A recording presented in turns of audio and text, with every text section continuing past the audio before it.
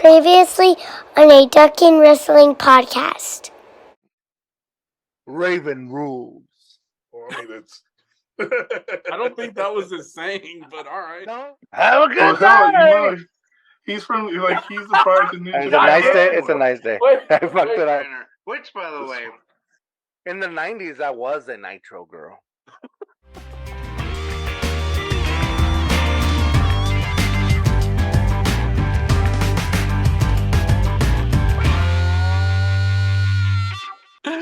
Welcome back, everybody. We are here. We are recording season 2. Let's go. Lathan, George, my brothers. I missed you. What is up, guys? Happy New Year. How's everybody doing? In that interspace of awesomeness we live in. It is amazeballs as we get ready for this cold-ass weather coming this weekend. Man, it's gonna be so cool. I'm not built for it, but yeah, no. South Texas boy, no. George, man, what's up? Not much. Just here growing out the long hair. Don't care. Are you just gonna grow it long and then cut it into a mullet? No. I'll end up looking like the fat Peso Pluma. We're gonna get you some curly toe boots to go with it. And a matching belt and wallet. Oh man. Well, guys, we are back for season 2, coming out the gate, ready to go. And what other better way to come out the gate than take a step back a few years to Royal Rumble 2020, the last WWE show, I think, before the shutdown and before the Thunderdome era in WWE began, where we are right on the road to an empty WrestleMania stadium. Not even a stadium. They did it at the NXT Performance Center. At the Performance Center, empty with nobody there. The other reason we're doing this one is because I really enjoyed this show, and our boy Lathan was there live. So we get a little bit better perspective into it on how the crowd sounded live. But not only that, we get to find out, does the WWE edit their sound for Peacock to get bigger cheers, boos, or everything in between? Spoilers, yes. Yeah, I wonder but not for what who is you. on. But I'll sprinkle context in later. Very cool. Well, guys, let's go ahead and get right into it. This was a long-ass pay-per-view compared to what we have been watching. The stuff we've been watching, 2 to 3 hours. This was over 4 hours. So we're going to jump right into it. This was the 33rd annual Royal Rumble before the world shut down, held at Minute Maid Park, home of the Houston Astros, which had they won the championship at that point? The Astros, I think this was the first one. This is the asterisk season that we have won. Trash can banging. Yeah. Didn't hear that one coming. Yeah.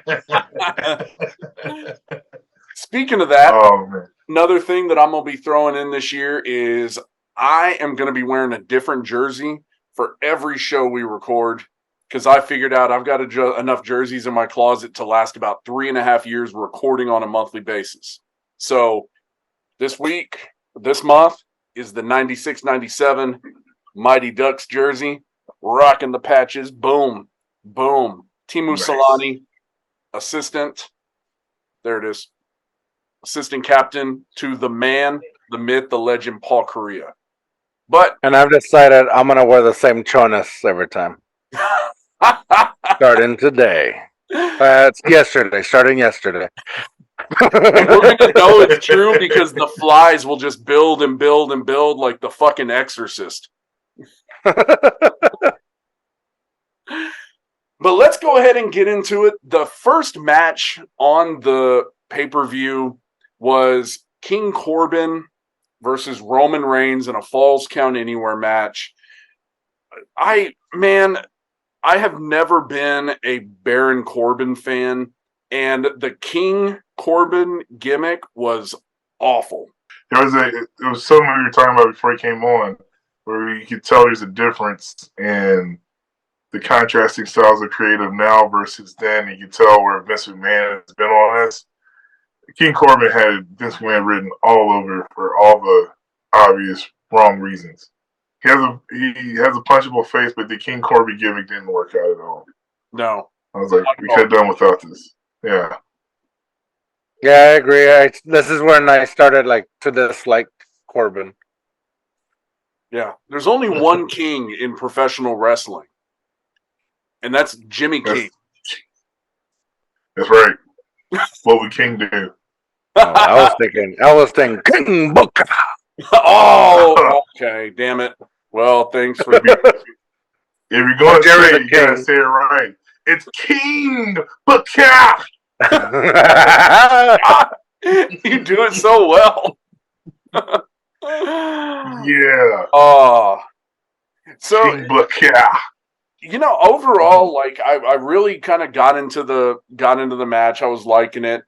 But watching Roman Reigns right now compared to back then, I really feel like Roman held on to the kind of Shield gimmick for way too long because he had the same music, he had the same attire. The only difference was he didn't come out of the stands. That was one of those, again, creative things from Vince McMahon perspective that just kind of lingered on. And I'm sure somebody had to answer a question on why he still left him like that, but it didn't ever make sense. But yeah, I don't miss the vest, and I don't miss the music or anything like that. He was the only one that never really separated himself from it. It was kind of like when Seth played it up during their feud last year. Yeah, I was like, we've all moved on, and you're still here being Roman Reigns.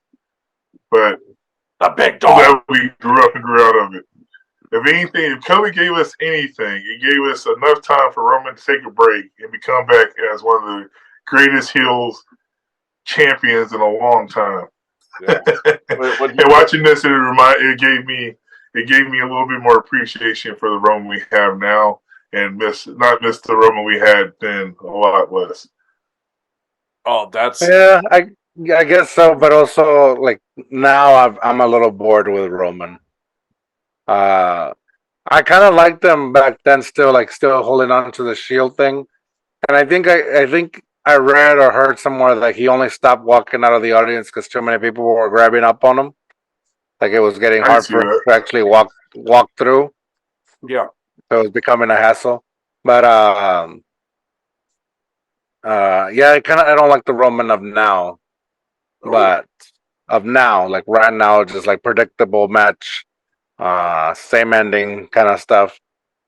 I do like the long story, keep it on the title for a good while, but I just wish there was more depth to those stories. Yeah, I could see that. Let me ask you, Lathan, because the next note I have is that really to start the match, the crowd didn't seem to care until it got out into the crowd. Was that the feeling? Oh, we didn't give a shit. You know what else finally got out to the crowd as I was watching this? As I watched the wrestlers get into the crowd.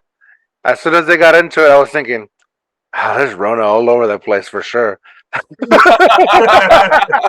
It was there, and it was okay. It was a different time to be alive. We were super spreading before it. We thought it was a thing. So, but I've been super spreading since high school. Oh my goodness, I was a mess back in the day. Let me tell you. Just sorry, but that's for another podcast.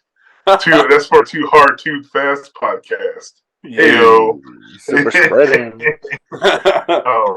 So for the match itself, it got better as it grew out a little bit more, especially getting into the crowd and go on top of the covered bullpen and everything. So that was kind of cool.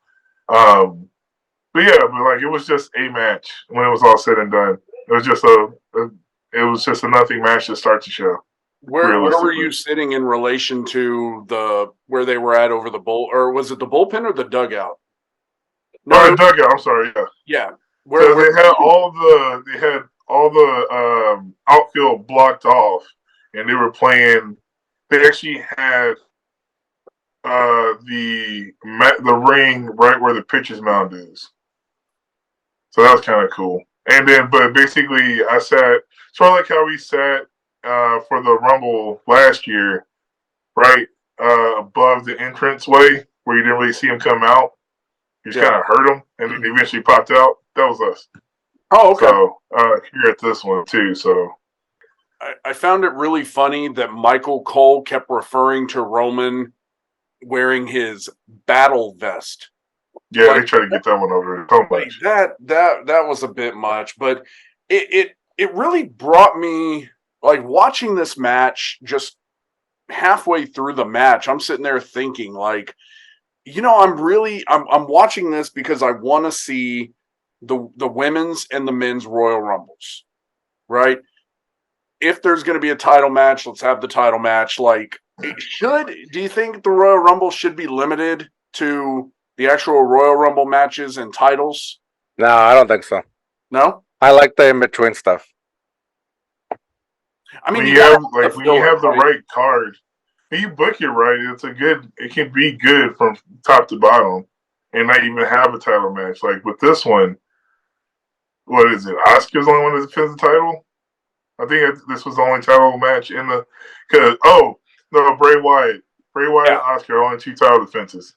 Yeah. Because Brock Lesnar's in the Rumble throwing his shit around like it's a toy belt all over the place, and Paul Heyman's out there being a cheerleader. So this is adorable. I thought that was a good idea. I first initially announced that it was dumb, but then during the Rumble, I was thinking, dang, that would be cool to like figure out like what they're gonna do now that he won, or if he were to win. Yeah. But we'll definitely get to that because I do have some questions to pose about that. So during the match, wait, hold on. Before the whole talk about like, I do like title defenses, but if they make them seem at least like there's gonna be a title change, if we know we're going in knowing there's another match already booked for the future, and we're like, this is pointless. This is just a filler. Then I can do without it. But if it's one of those where like anything can happen and we might see a title change, then I'm cool with it. And then I feel like they should throw in a title change out of nowhere where nobody sees it coming. I feel that will make things a lot more fun. Yeah, it's like watching Money in the Bank, and the Money in the Bank match is on last. Like, it kind of eliminates the continuity. Yeah. The spontaneousness of the potential for cash in when you start with like the championship match, and the Money in the Bank is going to be at the end of the show. Like, well, that kind of there's no mystery. There's no like, oh, is he or isn't he going to cash in? So yeah, I get that. I can see that. So during the match, when they're out in the crowd, there is a kind of a brawl with the Usos coming out and Ziggler and Rude, which I had to kind of refresh my memory on that they were kind of the Dirty Dogs. That's right. They were kind of palling around with King Corbin at that time. I made a note while the thing is going on, the little fight with all 6 of them. I go, why is the camera following the Usos? There's a moment where it completely abandons Roman Reigns and King Corbin, and it's following the Usos fighting Ziggler and Rude. And then after a few minutes, you get where Jey Uso jumps off, or Jimmy Uso jumps off the banister onto him, and I'm like, okay, so you completely ignore the guys in the match for a solid 3 or 4 minutes just for that. I'm like, this is it's stuff like this has the Vince McMahon fingerprints on it, and it's unrealistic. Yeah, honestly, I can tell you what was going on at that time. I think they may have been having like a rest hold moment for them to kind of catch their breath and kind of figure out what they're going to do next between Corbin and Roman. But being there, I don't remember it overall, and it's weird because now that I'm watching it back for the first time since actually being there and actually watching it through the lens of the network versus being there. You know, I tend to try to remember pockets of this where, like, I try to remember what they were doing, but I'm like, oh, it's cut, so I don't really have that same visual to bring back to memory. But I think this is one of those times where they were just, like, moving around to get ready for the next, like, special spots that they're getting ready for, and just kind of giving them a little moment of break. So. You know, in a 20-minute match like that, when you're opening the show, like, dude, come on.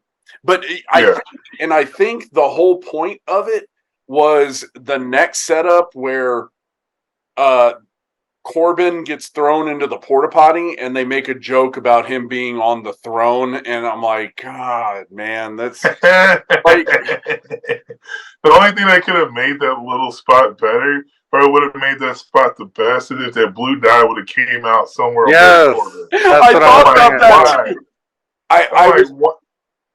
I was really wondering why, like, if before, like, so they would have had to wheel that one Skiddo can out there by itself and had somebody standing guard and been like, no, you can't use this one, because there would have been pee or doo-doo everywhere. Yeah. No, I think they lock. You can lock them. So I was thinking they probably just locked it, and then right before or during the break or something, they just went and unlocked it while they were close by. And that may have been the whole point of them going with the Usos. Maybe that's what they were. What they were doing. But I really, which was because you can also, you know how like in cartoons, when they go like 2D and everything is the same color, but the instrument or whatever they're gonna use is somehow shaded a different color. Yeah. That's all this was. It was a little bit higher than the other, and so I was like, oh, okay, they're gonna go in there. Well, there's no way to miss out. You know, they could have done some easy TV magic to where they probably had the blue dye in a bottle, and then when it tipped over, Corbin could have been like just pouring it out, and then it had been added a little bit more fun to that. That would have made it absolutely hilarious. Yeah, I was waiting for it and it never came. That would have made it better. I did find myself in that match, so I was watching it while I was on my lunch break, and I found myself very uninterested. And I thought the match went way too long. Like, they could have done a lot of that, compacted it, and just it would have been more entertaining if it was shorter, I think. Yeah, but they had a 4-hour block they got to fill out Vince McMahon style, so you're fucked. Yeah. and real quick, so whenever they're fighting up on the bullpen or the dugout top, one of my buddies, shout out Fanboy Dave over at the Brothers of Discussion podcast, you see him in the crowd, and he is just losing his shit, and it's awesome. Oh yeah, no, it's kind of cool to have seats right there to be able to watch all that, because I don't think that's the last time they go over to those type of, or over to the dugout like that, to where you're closer to the crowd. But it was, for it being in Minute Maid Park like it was roars. Like it was, I put it on the same level as some of the pops you hear at like WrestleMania. Well, like at the good WrestleManias, not the terrible ones where you have to pipe in crowd noise. But you can tell, like, but it held sound really well. And it felt It like made everything feel better. It felt like by the end of the match, like the crowd was way more into it. So is that a fair? It definitely ended better than it started. That's for sure. Like you kind of like you were at that point, you were definitely cheering for Roman to win. I think you were cheering more because the match was fucking over. Yeah. So let's go ahead and rate that match. Lathan, go ahead. Watching it back for the first time, and originally when I first watched the match in person, I would have gave it probably like a 2.3. To be fair, it does look a lot better on the network than it did in real life. So I definitely say I give it a 2.8. Wow. Okay. A decent way to start the show at the time, given what we have now versus what we were programmed at the end of the day to have then. Like it's still a pretty decent 2.8. Like it was entertaining, kind of hit all of its marks it was trying to tell the story of at the time, and we know we're not here for this for long, so that's fine. Yeah, watch it. You got to watch this through the eyes of 2019, 2020, pre-Thunderdome era. Yeah, I get it. George, what you think, brother? I'm going 3.2. I really liked it. At the time, it was enjoyable. I was going off of at the time. Rewatching it, I still was like intrigued, but I was still obviously I was like a little bit like, oh, they could have done this, hindsight kind of thing. And you also got to remember, I kind of still like Roman at this point. Okay, all right. I think my last 2 points about it could have been. The match was too long to me, and I kind of lost interest in the middle part, so I gave it a 2.06. It wasn't terrible by any means. I mean, I've seen worse, but I really lost interest in the middle of it, and it ran too long for me. The next thing that we have up is a backstage segment with Owens and Samoa Joe. All those Kevin Owens is always entertaining. And then the Fire and Desire segment, I was kind of meh on it, but I think the biggest thing that I completely forgot was that was the day Kobe Bryant died. Yeah. I remember we were on the way. We were I think right outside of Houston when like the news started blaring all over ESPN and all the alerts went out. Like I remember I was in the passenger seat and my friend John was in the very back and he was the first one to get it. Then it just kind of flowed into all of our phones. And then we just kept on getting more information as we kept on driving. It was literally about an awkward 30-minute silence of what the fuck's going on. It was hard. It was tough to take in the news for a minute. And then like of course it first started off obviously with Kobe. And then you find out it was the other families, and it was also Gigi, and things. And I was like, "Damn, it's a tragic event that happened." But yeah, that's how I always correlate the two is always remembering like how the day started versus the way it ended. So, R.I.P. Mamba. I've always been a Spurs fan. So when Kobe was playing, I couldn't stand him because he was just so damn good. And he was cocky about it. Like he knew he was good, which I can't knock the guy. I mean, when you are good and you know you're good, I can't knock you for it. But I still hated him as a Spurs fan, but it was a tragic event it should be for any sports fan. It hits as a father. Like yeah, it was shocking. I had forgotten about it too till they played it, and I was like, "Oh, dang, for real!" So it kind of like brought me back to yeah. I wasn't like a huge Kobe Bryant fan, but like it's hard like not to like respect, the work he did. I'm not a big generally. Generally, I'm not a big basketball fan. Like I used to cheer on the Spurs just because here in San Antonio, but they sold the hockey team. So I still have hate. I still have hatred against it. But there's no way growing up you don't hear about Kobe Bryant. Yeah. And all the awesomeness. So yeah, it was like reliving the shock, I guess. Rest in peace, Kobe Bryant. It's been 4 years now, so time goes by quick, man. But next up, we have the Women's Royal Rumble, which, I mean, for me personally, I love the concept of the Women's Royal Rumble. From the very, very beginning when they announced it, that there was going to be a Women's Royal Rumble, I was psyched for it. Like, because you had the times where like China, Beth Phoenix came into the Royal Rumble, and I always figured they didn't have enough women to fill out a 30-person roster, but man, I was psyched for it. I have been, and so yeah, Women's Royal. Wait, this was the first one, the first Women's 2020.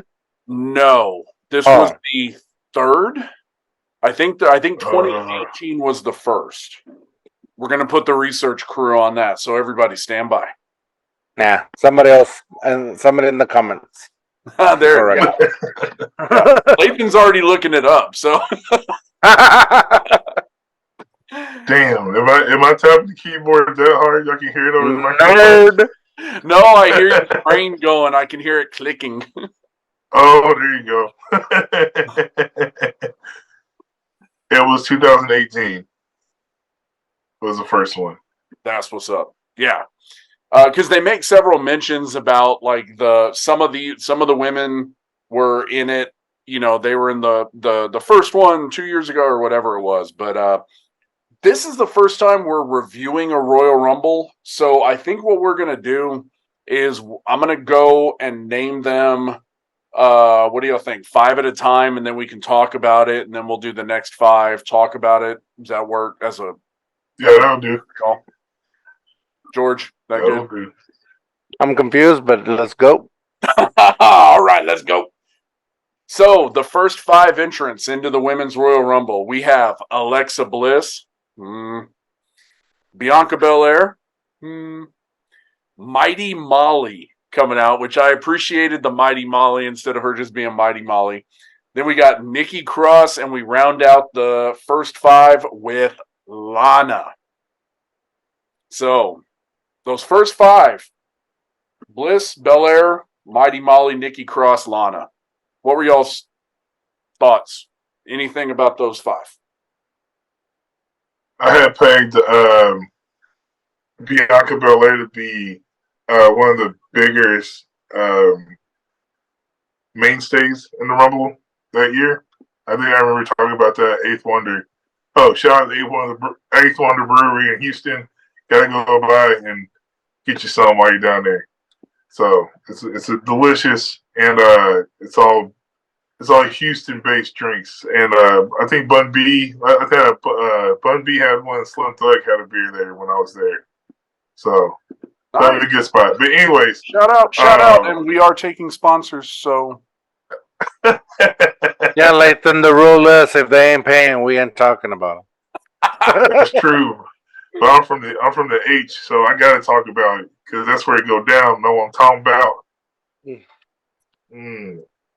Damn, my knuckles are ashy. Everybody listening, go check out the YouTube video, and you can see Lathan's ashy knuckles. Now trending on Twitter. Hashtag ashy knuckles. Now trending on Twitter. Oh no, but yeah, I remember Alexa Bliss was the one I said was probably going to win. I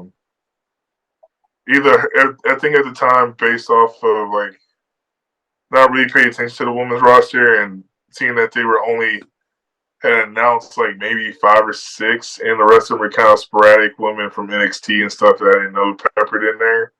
I was saying like it would be like Alexa Bliss or Bianca Belair would probably have some of the bigger pushes from this.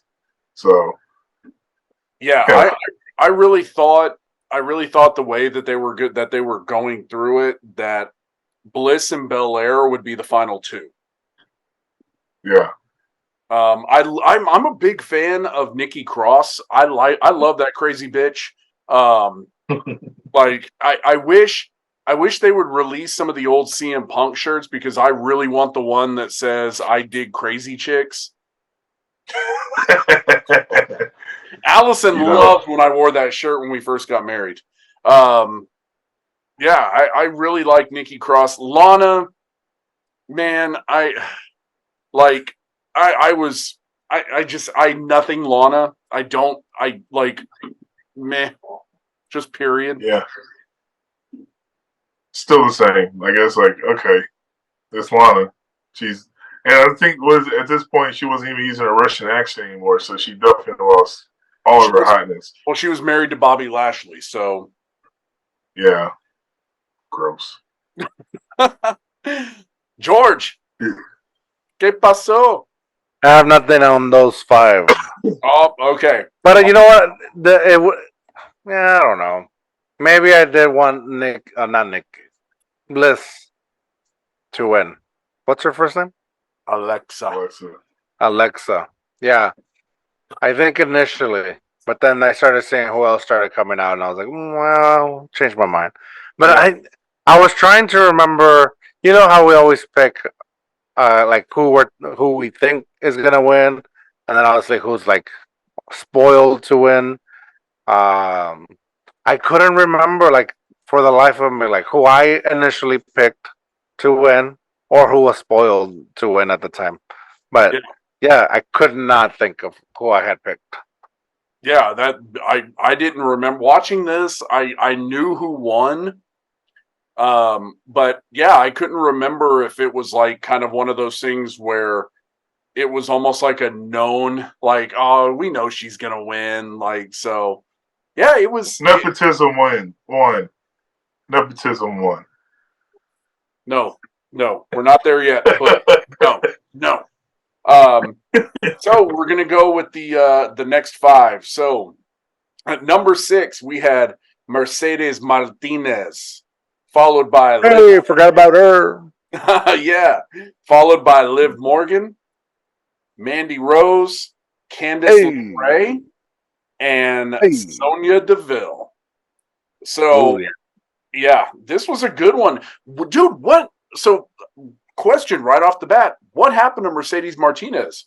Like, she was kind of gone. Like, she was part of the Retribution, or was it she didn't?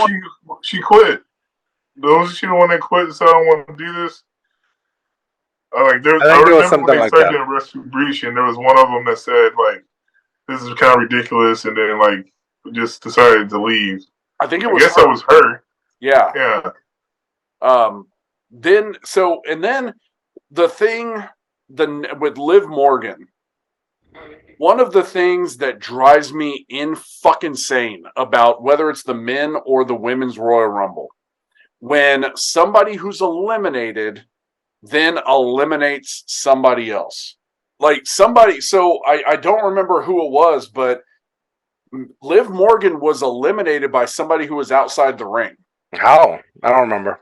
Yeah, but it happens all the time. Like somebody, I mean, it's been happening since the beginning of the Royal Rumble, where somebody's eliminated, they go out, and then they yank somebody out of the ring onto the floor, and it's like, oh, you're gone.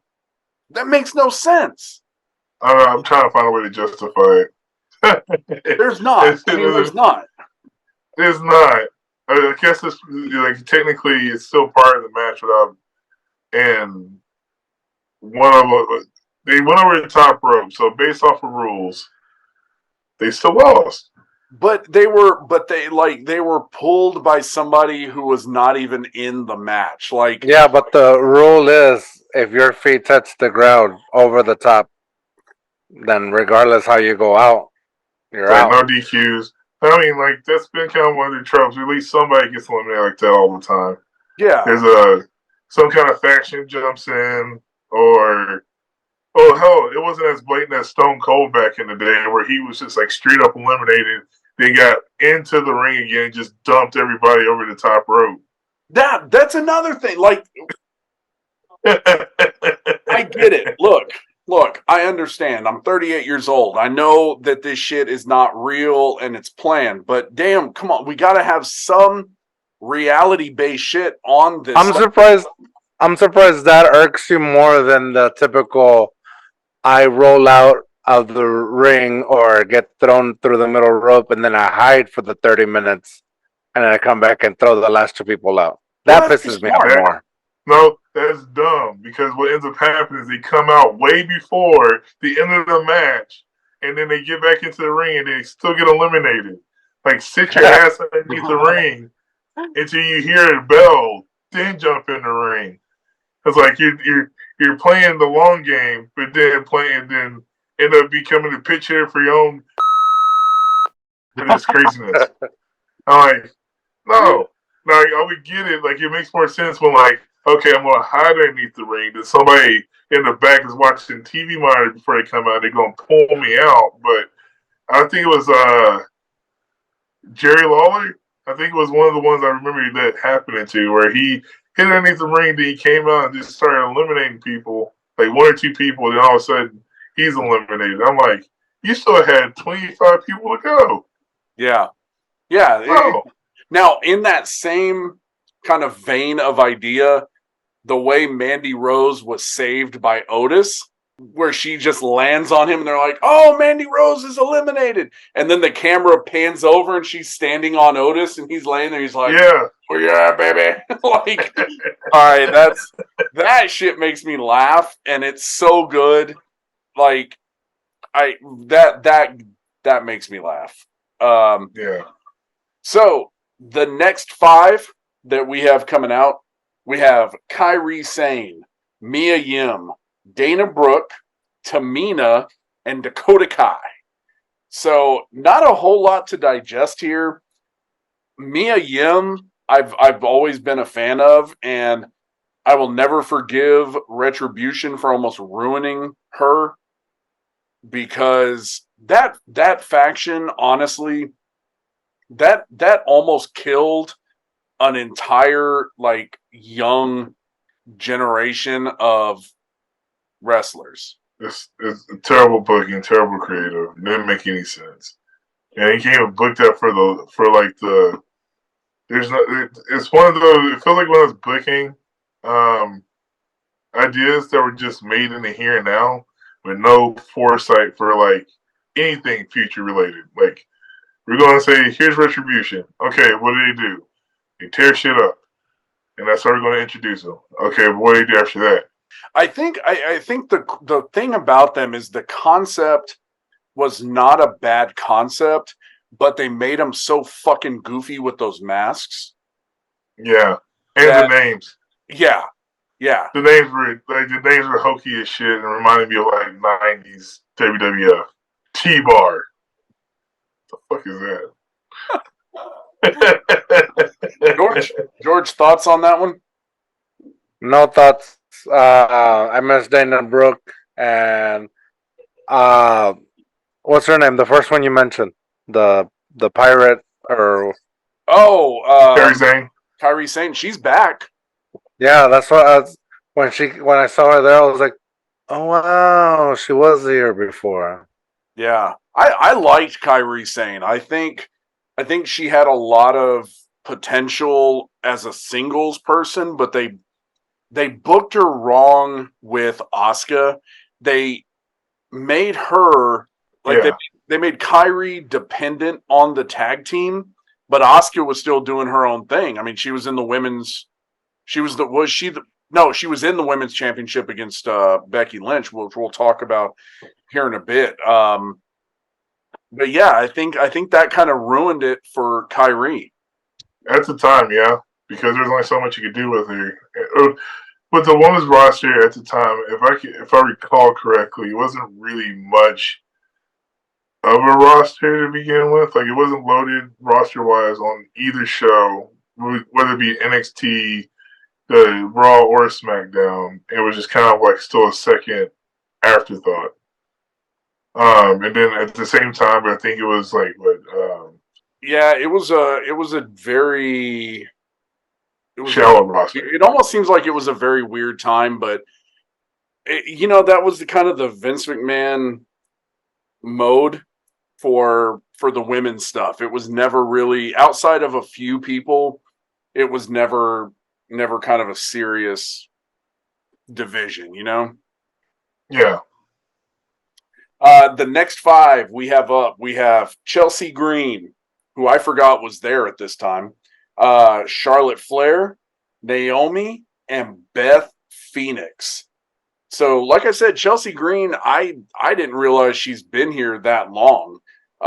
Charlotte Flair, of course, is what she is. Naomi, I think, was coming back from an injury there.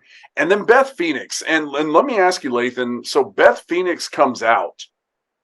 Anything in the crowd, anybody talking about, like, Edge? Like, was there anything that was being said?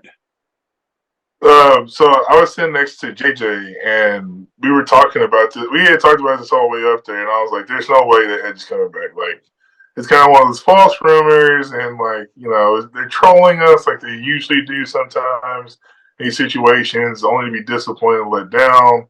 And at that time, I was used to WWE letting me down to the point where it didn't let me down anymore.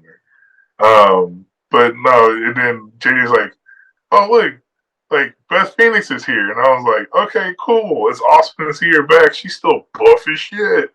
kind of a weird kink, but I liked it." And so he was like, "Dude, I'm telling you, he's gonna be here." And I was like, "All right, we'll see when we get there." But then when it did happen, admittedly, I was thinking, okay, maybe it's more 50-50 now. Because at this point, my phone had completely died, so I was in zero communicado mode with anybody or looking up anything on Instagram to see what was going on, or Twitter at the time. But it was cool to see her come out. She definitely was one of those that got a big pop. Chelsea Green wasn't the other one that was like, wow, I didn't know she was there for that long. Yeah, I didn't realize. I guess maybe it's because she's just recently been on the main roster. But yeah, I don't know why I was thinking that she was relatively new now. So yeah, I mean, it was a nice surprise. And she's cool because she's married to a Cardona. Oh baby, but not the Cardona. Not this Cardona. But just a Cardona. Maybe me and Matt are related? Y'all definitely resemble each other. I will say, though, when Liv Morgan came out, she kind of creeped me out a little bit. She still creeps me out now, honestly. Like, when I see her, she's not a bad-looking girl, but there's something about her that just kind of like, shit, you're creepy as fuck. She does her eye makeup, and it makes her look like one of those scary ass porcelain dolls. Yeah. Well, the next 5 that we have out: Toni Storm, Kelly, Sarah Logan, Natalia, George, and Xia Li. Toni Storm, damn it, she's just so hot. Like, respectfully speaking, she is just so fucking hot. Sorry. I had to get that out. I couldn't keep it in anymore. Wow. She was a surprise to me because I didn't keep up with her. And I didn't keep up with her in NXT UK. I didn't really recognize her originally. But watching it back, I was like, oh, that's Toni Storm from AEW now. All right. I like this. This is kind of cool. Like, it's always one of those weird things where like you just like you remember seeing them somewhere and then you finally like clicks. I call it the LA Knight effect at this point, where like you've seen them over the years, but just been like in backgrounds and then extras, and I'm like, okay, this guy he's been cutting his teeth for a long time and finally getting a shot. Yeah. was not, and it was good seeing Kelly. Like, that girl just doesn't age. She looks like she's still doing the shit on the WWECW, and I mean, I'm here for it. I will say, like, seeing Sarah Logan made me realize how big of an upgrade the Valhalla character is. Like, that's a good upgrade. Now, I don't like her name being Valhalla, and part of the entrance for the Viking Warriors is where she says Valhalla is here, because Valhalla is paradise. If you can't say, like, okay, she can be paradise, I'm down for that. But saying Valhalla is here, and then two big burly men come out, right? Like, that's not my paradise. Like, her maybe, but them. I ain't mad.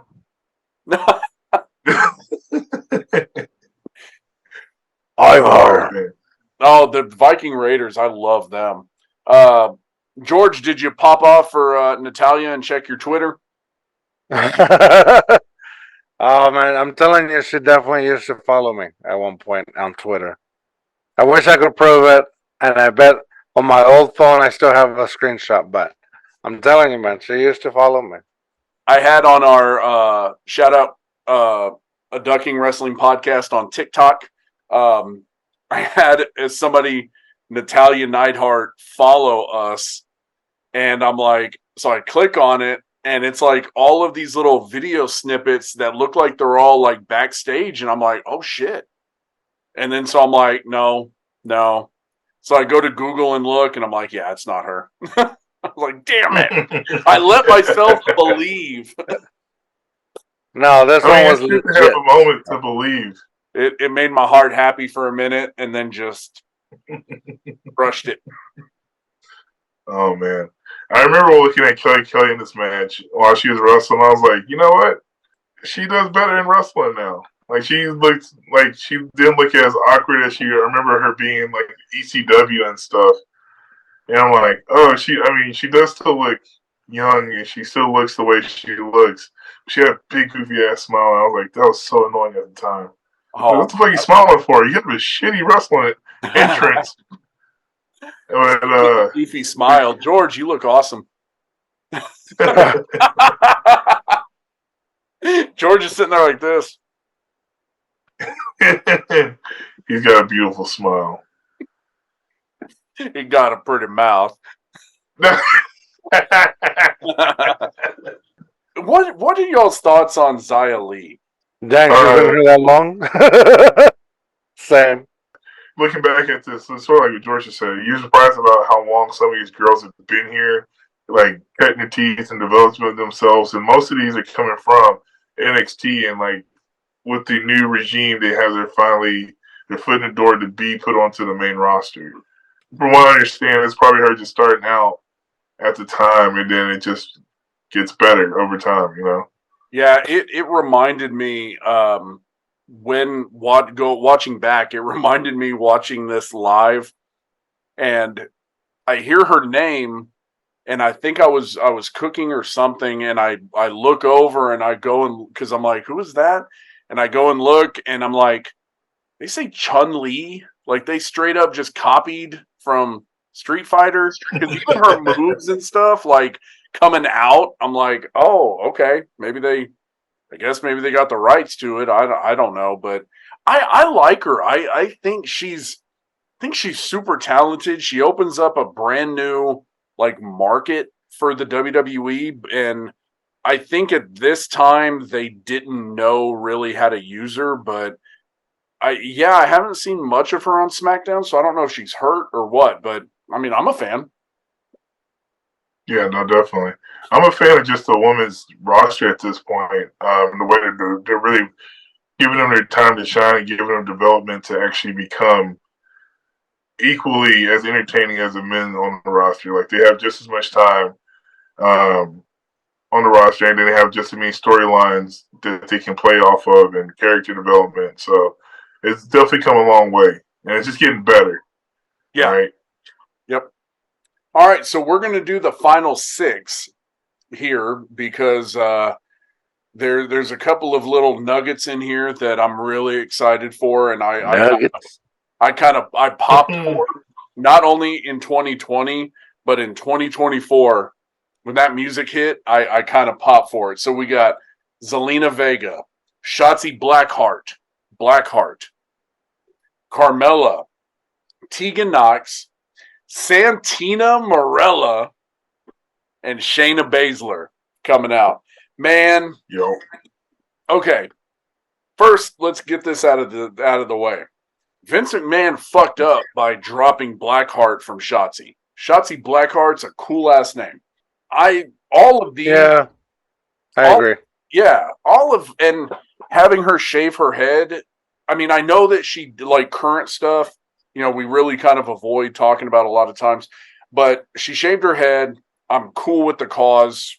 Awesome reason for doing it, but the green flowing hair, like it was cool. It was different. Like when you look at all of the women in the Women's Royal Rumble, she stands out, and really liked her. Carmella, I like Carmella. Tegan Knox, I'm a huge fan of. That girl she just has the worst luck when it comes to injuries. And then Yeah. What are you going to say about Santina other than one of the greatest divas? I'll put her in the diva category of all time. The greatest diva never won the title. Easily. Yeah. And then Shayna Baszler, she's just so good. Like, yeah. I love once Triple H took over and she became just kind of the true, just fuck you up badass that she should have been the whole time. But the last 6 were probably the highlight of the match for me. Oh yeah, definitely. This is where I started saying like, okay, I started recalculating in my head my actual guess on who could have been the winner. Because I was like, okay, you can easily book Carmella to win and have her chance. And then I was like, Shotzi, she'll look strong until the end. And then when Santina came out, I was like, that's it. They're finally going to do it. They're going to pull the trigger. She's going to win. And then I was like, and then it didn't happen. I was like, oh man. But so fun fact, Santina Marella lasted exactly 60 seconds longer than Santino Marella in his fastest elimination. That is an amazing fact right there. And we all know, exactly that moment, and we all have it ingrained in our brains of was it Kane who just, he comes in, clotheslines him over, and he's like, I wasn't ready. Yeah. It was beautiful. And the way it was timed so perfectly makes it one of the great. It's literally the best right behind Batista and John Cena falling out at the same time. And Vince blowing out his quads. Oh my God. There's another core memory that you're never gonna forget. Nope. But yeah, I mean, it was a good match. So as kind of expected, Charlotte Flair won.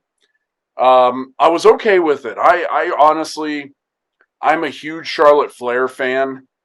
I think that she is honestly one of the, if not the greatest women's professional wrestlers of all time. Yeah, you already know on that one.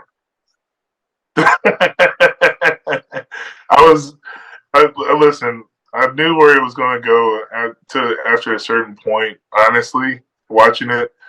I mean, it was fine for the time. She wasn't so programmed or planted into our brains as like being oversaturated at the time. Because there's a time where eventually she becomes like as annoying as like a John Cena when it comes to like titles, because you know it's gonna eventually go back to her and she's just gonna hold on to it, and then like, yeah, you have like 2 or 3 girls that may look like viable title contenders, but then it just goes back to her and she's Super Charlotte and nepotism wins because Ric Flair and we got to make sure that she gets the 16 titles just like her dad did, because it's a thing, and it counts. She got to 16 titles in like a tenth of 2 years. Yeah, she just kept losing and then winning them back and losing and winning them back. Yeah. It's like she's 3 years in and she's a 14-time champion. I'm like, how? That doesn't make any sense. They tried to fast track it way too quickly, and I'm like, which I get. Also, I guess I understand a little bit, because at the time there wasn't a stacked roster. Like, you only go up against Sasha Banks and Bayley for so long.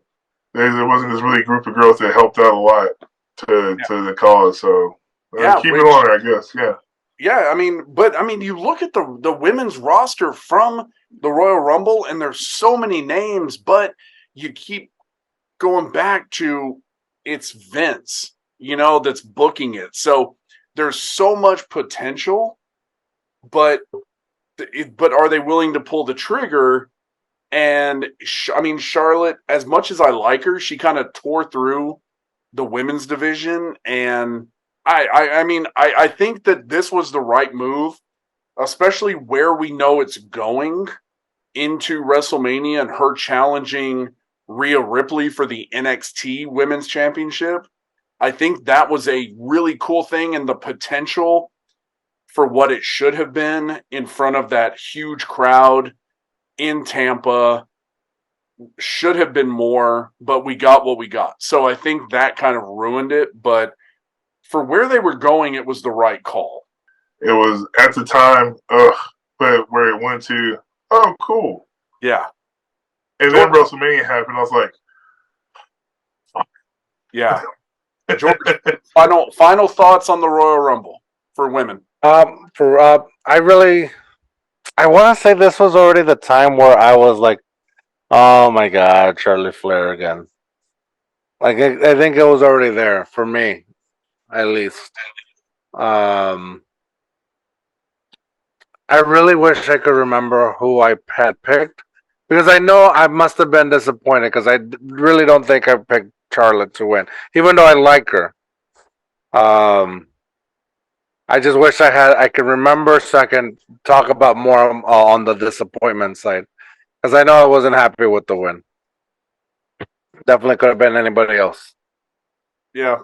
I would have been there. The majority of the people in this match, outside of like Lana, I would have been happy with a win, because I would have been curious to see where they went from there. But with this being a Royal Rumble match, I'm not going to rate it, just because, Royal Rumbles are what they are.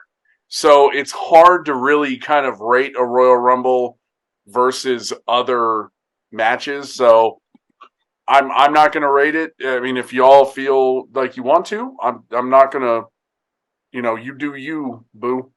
It was good. It was entertaining.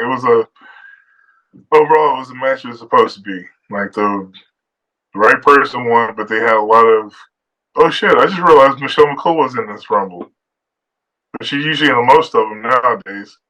Yeah. So, but no, sorry, sidetracked. But it was entertaining. Like, it was good. It showed the true talent of what the potential of WWE's future and present is at the same time, which was really appreciative, because like you get one or two segments when you forget that half of them exist. Yeah. To a certain extent, till you have them on a platform like this and a presentation like this. So, it definitely showed what the future potential is than what we're seeing now on our televisions. So definitely appreciate this one for that. And being live, like, the crowd was a little bit more into it than towards the end. There were times where it kind of died off just because of, I don't know who this person is or recognizing this person. But it was fun. Like, definitely the fans got into it and enjoyed most of it. So I'm not gonna rate it. I'll definitely tell you from a personal standpoint, when you were paying attention to what was going on in the ring to your fullest attention span, you had fun watching it. George. Especially Santina Morella. Yeah, I think that honestly, like, you know, the women's, they have the good little surprises. That was one that probably nobody would have seen coming. So, yeah, I can appreciate that. But with that, we're going to take our first commercial break. So we will be back with the next matchup here in just a second. Hey, Too Hard, Too Fast podcast, a lighthearted, thought-provoking comedic podcast where we talk about society and culture topics through the lives and experiences of my guests. But that's what it says on paper. The important thing to remember is that Too Hard, Too Fast, we don't check facts. Something you can check is for Too Hard, Too Fast podcast on YouTube, Spotify, and any other podcast platform that you use or don't use. Use them all. Watch us all on all of it. And we're back from our little commercial break where we got to go beepies and talk about stuff that's not appropriate for YouTube. So anyway, next match that we have up, we have Bayley versus Lacey Evans for the SmackDown Women's Championship. Man, I really liked Lacey Evans, and I think WWE dropped the ball with her with how many times they tried to change her fucking character. I don't know. What do y'all think? Yeah. I just remember her as that, like the woman's right. I don't remember her as anything different. I mean, just because they tried to change her so much, she was hard to just sustain behind. But there was like, did she get pregnant somewhere in between, like her run to the WWE? Yeah, I remember, because then she was trying to claim it was Ric Flair's kid. Yeah, they tried to make a storyline out of it. Yeah. I mean, it was like she did have promise. She did have wheels and to actually sustain a longer career path, but then it just like you couldn't really get a character behind her that made sense. Like, it seemed like it was like every like 6 or 7 months they had to change her up a little bit and do something different. But no, she did go away for no, she had a really bad injury, I think, and then she got pregnant while she was on injury reserve. I think it's keep talking. That's the way I want to get pregnant. Well, okay. So here's a very serious question on why Lacey Evans wasn't better or didn't succeed, because she was a great wrestler. You watch this match. It was a really good match. She is very talented. That shit where she would jump and twist to go to the top rope to do a moonsault, you don't see a lot of women who can do that. So let me ask you a question. With as much push as Charlotte gets, was the issue that Lacey Evans looked too much like Charlotte Flair and wasn't Charlotte Flair? I think at that time, if you were blonde and were athletic, you were Charlotte Flair. Or a stand, if you will, of Charlotte Flair. Where, like, you know, Charlotte Flair was like the prototype that you went off of to make sure that you had more talented wrestlers come up under that kind of scheme. Like, even to a certain point, Rhea Ripley says it all the time. Like, when I first started out, like, I was blonde, tall, athletic. They wanted to make me the next Charlotte Flair. And then, but she knew she had to stand out. In the case of Lacey, she's like, oh, I mean, I am who I am. I just can't help it that we have such similar looks and features to each other. It's just a kind of a cookie cutter process that they had put them in, but she was stupid athletic. It was amazing it was good to watch her wrestle. Just, it's hard to find your identity when you, like, everybody, well, not everybody, somebody specifically in a higher up chair makes you look just like the person that you're trying to precede in this situation. Well, and the problem too is that, like, with Rhea Ripley, and I think more so with Lacey Evans because she's on the main roster, was you can't be the next Charlotte Flair when Charlotte Flair is in her prime. Yeah. Like, it's not like Charlotte Flair was on her way out. or anything like that. Like Charlotte Flair is in her prime. And you think back to the Women's Royal Rumble, not a lot of women in that match had the same kind of build as Charlotte, as close as Lacey Evans would be. And the ones who did weren't really considered serious, you know? So I don't know. To me, she always came off very much looking like Charlotte Flair, and it always just made me think like they're not gonna push her. They're not gonna put a title on her, because eventually, if you have her versus Charlotte Flair, you have two tall, blonde, white chicks with fake boobs having a match. And though the characters are different, they're not dynamic enough to contrast each other like they should. That's a good I did enjoy Face Yourself in Mortal Kombat. That's what. All right, George has the quote of the night. Yes, yes, Oh, yes, nice. yes. That was genius. That is going to be clipped, and I will pay to have that promoted on TikTok. That was genius. That was perfect. I said that without mumbling. now you just got to chug that bottle that you got sitting there. But I think it's funny there, the moment where Bayley keeps kind of mocking Lacey Evans' daughter in the crowd. The only thing that I kept thinking back to was NXT, Sasha Banks making Izzy cry. So I'm like, okay, Bayley is to Lacey Evans' daughter as Sasha Banks is to Izzy. Because she was just being a dick to that kid the whole time. Yeah. I mean, it's a good trope to work with.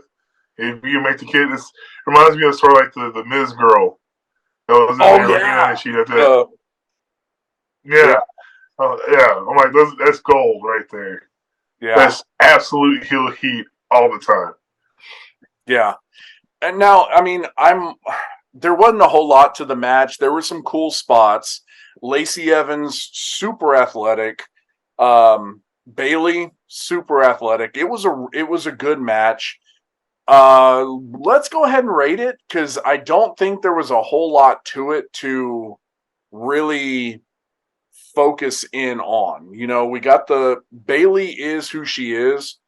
Bayley was real, and to real quick, Bayley did such a good job reinventing her character that, I mean, it's been sustainable now for 4 years.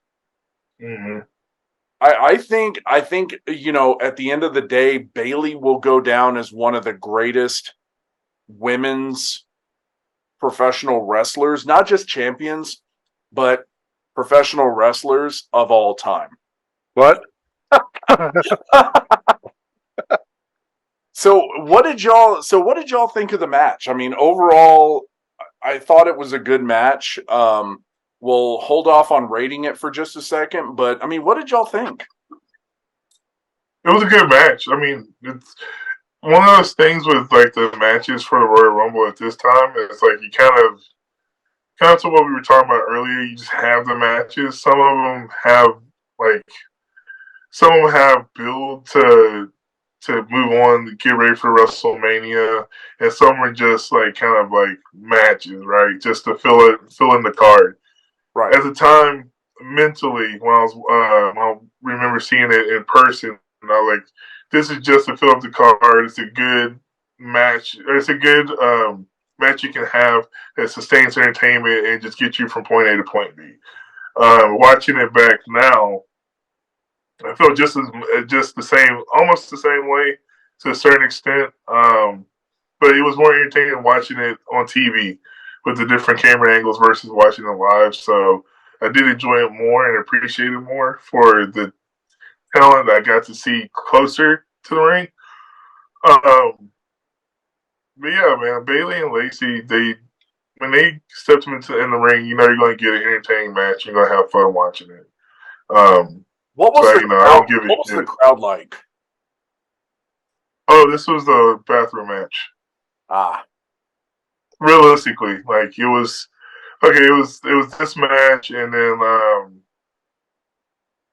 think what was next was the Fiend. So yeah, because there was enough of the Women's Royal Rumble, then it went into this one. So you were still kind of coming down off of that energy high that you have for the Royal Rumble. yeah. And It was the cool down match. Yeah, cool down match. Yeah, and so it could, and I don't mean to denigrate it with saying it was the bathroom match at all. It was just that you had just went on this super like 1 hour emotional power ride Yeah. with the Royal Rumble, and like you need to go collect yourself. So definitely, but yeah, it was still a good match all in all. Realistically, if I was to rate it, what I rate it, it's going to probably be like in the 3.5 column. Okay. All right. Yeah. That's fair. I gave it a 2-star, and I'll tell you why. The match was I agree with you. It was a 3.5-star match until the end. They did the chicken shit quick roll up pin ending that it killed it for me, man. I was really digging the match, the athleticism between both women, off the chart. But then they ended that way, and yeah, that it killed it for me. So yeah, I gave it a 2-star. George, Which match are we talking about? Bailey and Lacey Evans. You've been commenting on it. I skipped this one. I got the beginning. I watched the beginning. I fell asleep, and then I woke up for the next one, and I was like, I should rewind. And then I was like, nah. So I just got the entrances, and I was like, I like these. I like both of them. They're cool. I like Lacey Evans' entrance music. I actually will every now and then. I have it on my phone, so I'll switch it up and put it for my wife, because my wife liked Lacey Evans, and I like her. I thought especially when before she did the sassy Southern Belle gimmick on the main roster, where she did more of like the 1940s pinup style. Like she liked that a lot more. She likes that style, but yeah, I like Lacey Evans. I think we missed out on a lot more of what she could have been. Oh yeah. Next up, man, this one was a hard one to watch, and not for a bad reason. We got the Fiend, Bray Wyatt versus Daniel Bryan, Universal Championship. They showed the video package to start, and all I could think about was how much I miss Bray Wyatt. Yeah. No, this is one of those that like it brings back a lot of memories for multiple different reasons, but it was definitely a great match. I forgot how good this match was. I even forgot about the match in total until I actually watched it back again. I was like, oh damn. I remember, okay. I was mad because I couldn't pull out my phone to do the Firefly part because my phone died. Oh man. Yeah, so I didn't get a chance to charge before he got into the arena, so I was just like with this match, as much as I think Bray Wyatt, Wyndham Rotunda, this stuff is pure genius. One of the missteps of the Fiend was the Fiend's Universal Championship. Oh, you think so? Funny. It's funny that you say that you said genius and then commented on the belt because Jen was watching it and she goes, "What does he have around his neck?" And I couldn't tell. I was like, "I don't know. I think," and then and then she goes, "It's two masks." I was like, "I don't know." And then she goes, "It's his belt." Or no, no, or I don't know what. I don't know how the conversation went anymore. But it was kind of like commenting on the fact that it looked like two faces. And I think maybe she's like, it looks weird that he has two masks on. Is it weird or is he a genius? But there was nothing to it. It like what would have been a great idea is the belt the way it is, right? But on the Fiend mask, have it look like it's scraped in there that says like Universal Champion, something like that. Because when you look at the belt, it's just, I mean, there's nothing identifying it as the Universal Championship. Yeah, yeah, that's true. Yeah. That's the only thing that gets me. I mean, you go back to the few wrestlers who have had custom championship belts, and they are iconic. I mean, John Cena's spinner belt, as much as I think it was a travesty to the belt itself, it was iconic. The Smoking Skull belt, iconic. Even The Rock's custom championship belt that was never screen used became like legend. And then Bray Wyatt's, where it's just the Fiend mask from here spread out, and that's it. There's nothing more to it. I think they missed an opportunity to do something really cool with it. Yeah. In application, it looks terrible, but I will give credit where credit's due because they allowed him to do that belt.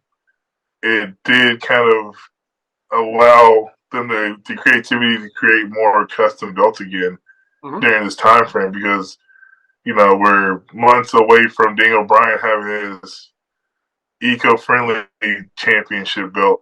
He had already done it. Have you already done it? Yeah, because they make the point in talking about him where he had just gotten done being the bad guy, the eco warrior style, because he had the long hair and the long beard, and then the Fiend cuts it. So we're already past that. Which, yeah, you're right. Daniel Bryan's belt as the champion, the eco-friendly belt, I thought was genius. Yeah. So yeah, coming You off. You like the eco-friendly belt? I hate it. I hated the whole No. thing. No, I didn't like it, but I thought it was genius with his character. Oh, okay, yeah. Yeah, I thought it. I mean, I loved the shit out of it. That was cool. Yeah. No cows were harmed making this belt.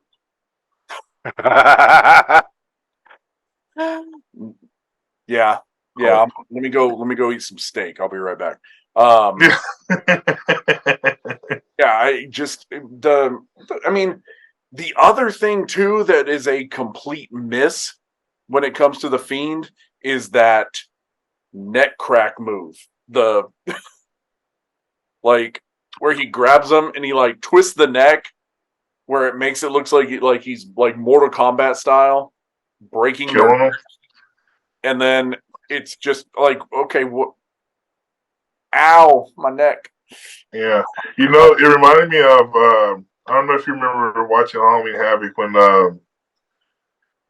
big like it was. I think it was '95 when Big Show had like broken Hulk Hogan's neck. It was some of that same movement where like it looked like it was over dramatized and it was kind of just like tweaking a little bit. I'm like, no, we've come too far to go to retro back to this. If you're gonna use that as your finisher, so people can be like, "Oh shit, did he kill him?" Like, haul him out on the stretcher with the trauma neck brace. If you're gonna do it right. Don't just do it halfway through the match, where people are like, "What? Where do we go from here?" Yeah, like, how do you like? He broke my neck. Oh, let me get up and just get back at it. Like, That was a bit hokey for me, but the welts on the back of Daniel Bryan during the match. Oh my god! Jeez, God Almighty! Like, holy shit! You gonna need some lotion. All right, because Brie Bella is going to be the one rubbing it on him, so it's going to all be nice. You mean Garcia? Oh yeah, you can't say Bella anymore. Well, we just got a copyright knock from WWE. You know what? I'm not a huge fan of those matches. The strap match. The strap matches. They seem I don't know. Maybe they used to be cool back then. They made it. This one was entertaining, but when they were like booking it and announcing that, I was like, this is gonna be boring. Just another boring filler match. They just because of who they are, Bray Wyatt and Daniel Bryan. I think that's why it was entertaining. But in general, I'm not a big fan of the strap matches. I think they did it correctly in this match. And normally I would agree with you on it being kind of a gimmicky bullshit match.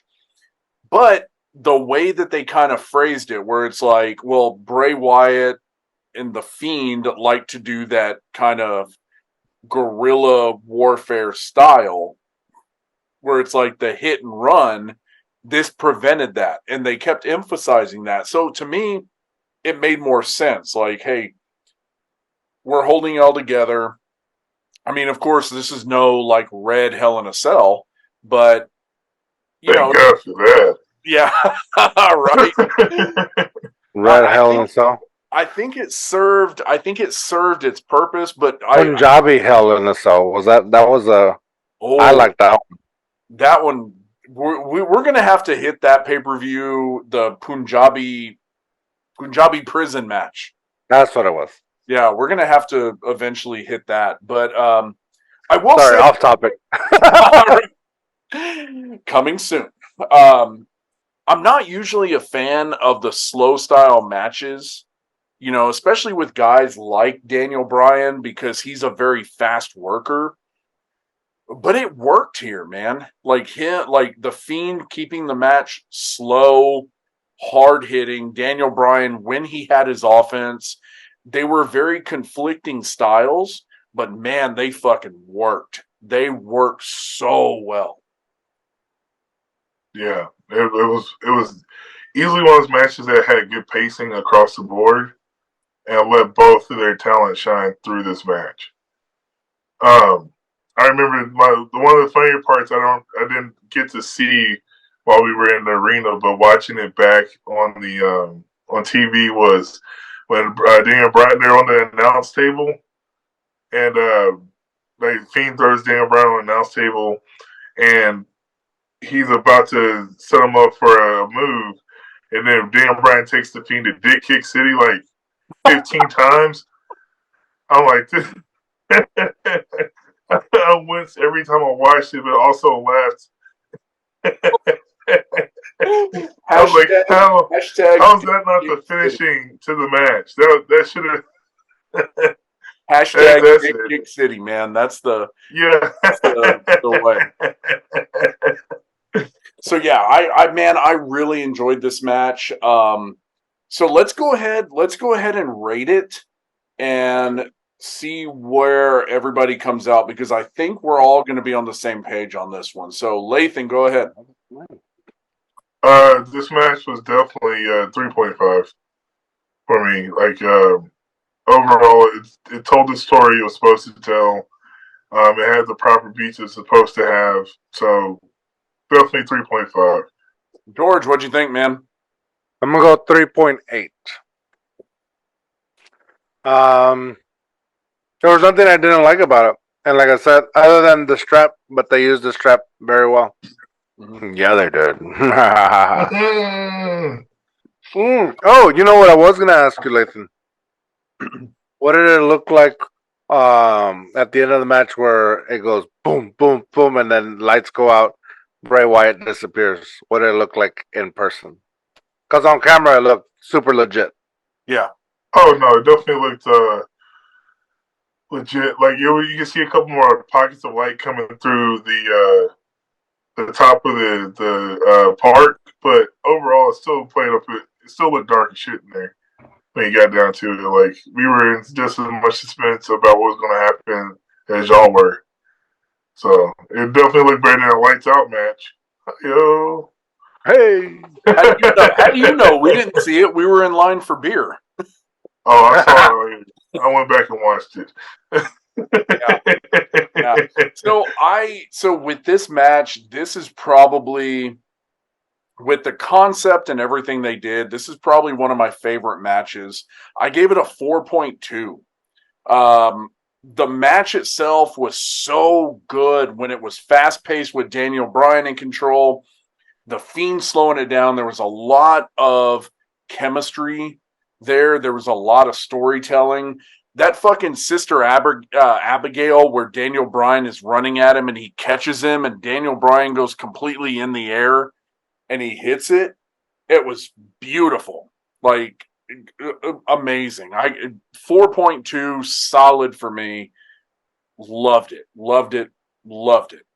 Rest in peace, Wyndham Rotunda, Bray Wyatt. We miss you even more so after watching matches like this. Next match we have is Becky Lynch versus Asuka for the Raw Women's Championship. You know, the story behind this match I had kind of forgotten about, with Asuka kind of being the mountain that Becky couldn't climb at that point, because we all know now the mountain Becky can't climb is Jeopardy. But at that time,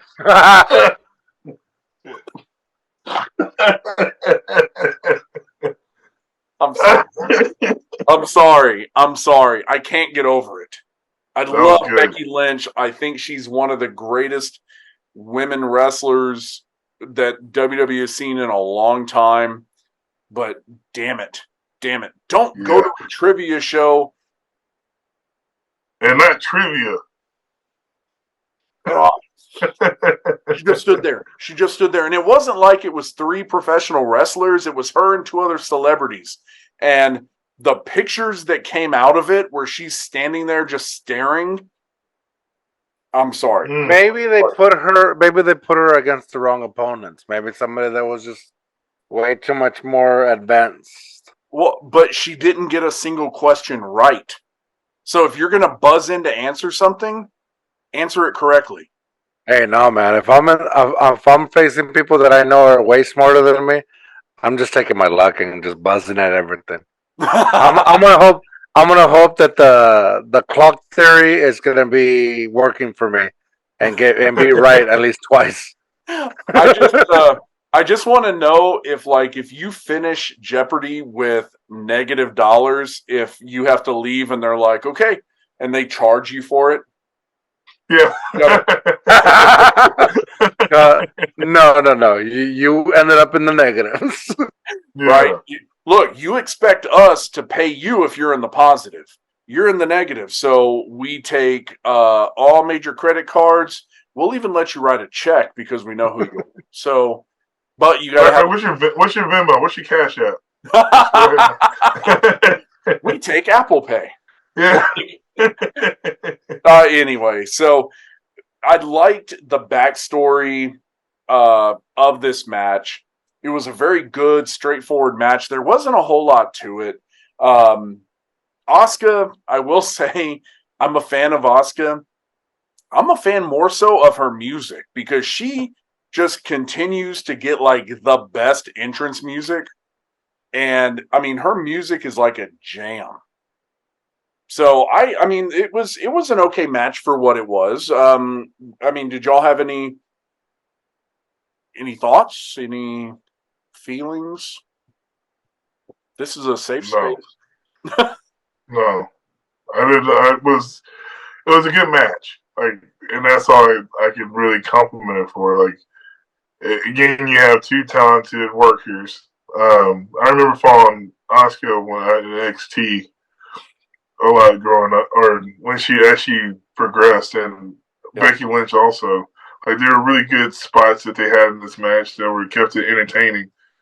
But realistically, it wasn't one of those matches everybody was getting excited for. Like it was a match and it had 2 bell rings in it, and then somebody got their shoulders pinned and they moved on. So it was a nothing sandwich.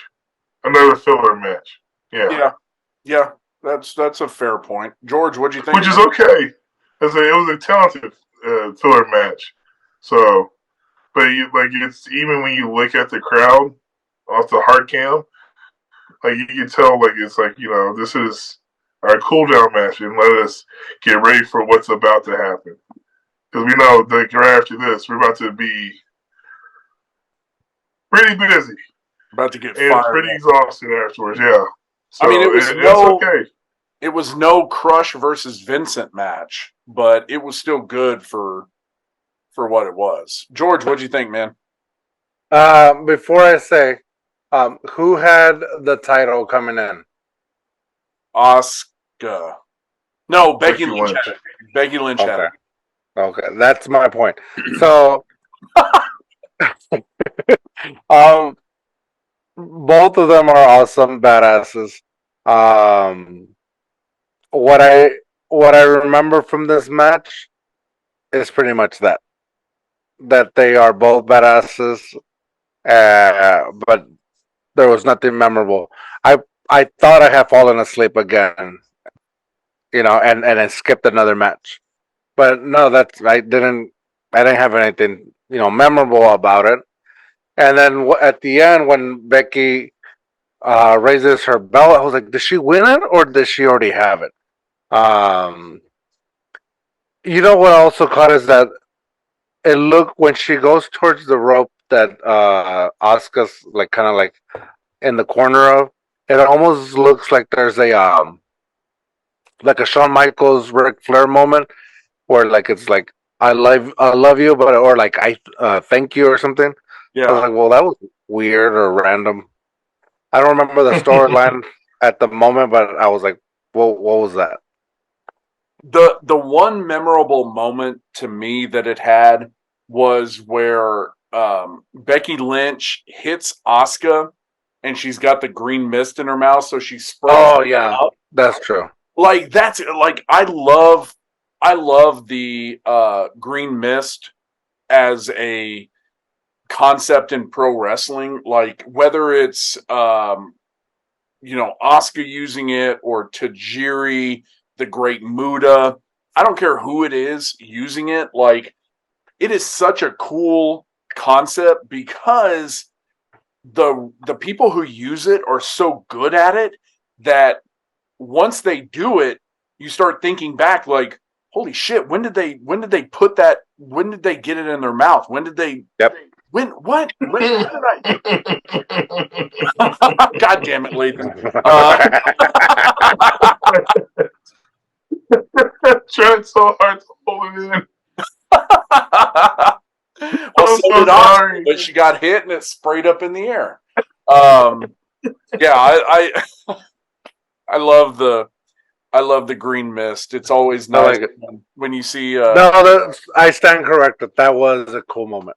But I think it's the only kind of memorable thing of the match. You're right that there's nothing really that stands out about the match outside of that moment. So I always like when one of my favorite people who would do the green mist was Tajiri, because he would do that and like spray it and then like hold the pose for a minute, almost like looking around. And he always had the cool kind of mannerisms with it. You know what I would love to see? I thought about it the other day. Tasawa. If Tasawa would do like water, I would die laughing. If he just like did a mist shot, but with just water, it will go perfect with him because he's like in the academy, like the wrestling academy. That would be awesome. I think what would be cooler with Tozawa is if in the middle of the match, if he just does like Tajiri style green mist and then he acts like he doesn't know how the hell he did it. He freaks out and then gets pinned. Yeah, well, he's like looking around, like so let him get the win, and then afterwards, like the Alpha Academy's trying to figure out how he did it, and he's just talking to him in Japanese. Oh, that would be kind of cool. Like, I think that would be a cool concept to work it in, but you can't have him do it and Nakamura doing it. Yeah. No, but that's why, like, funny wise, I feel like him just do it with water.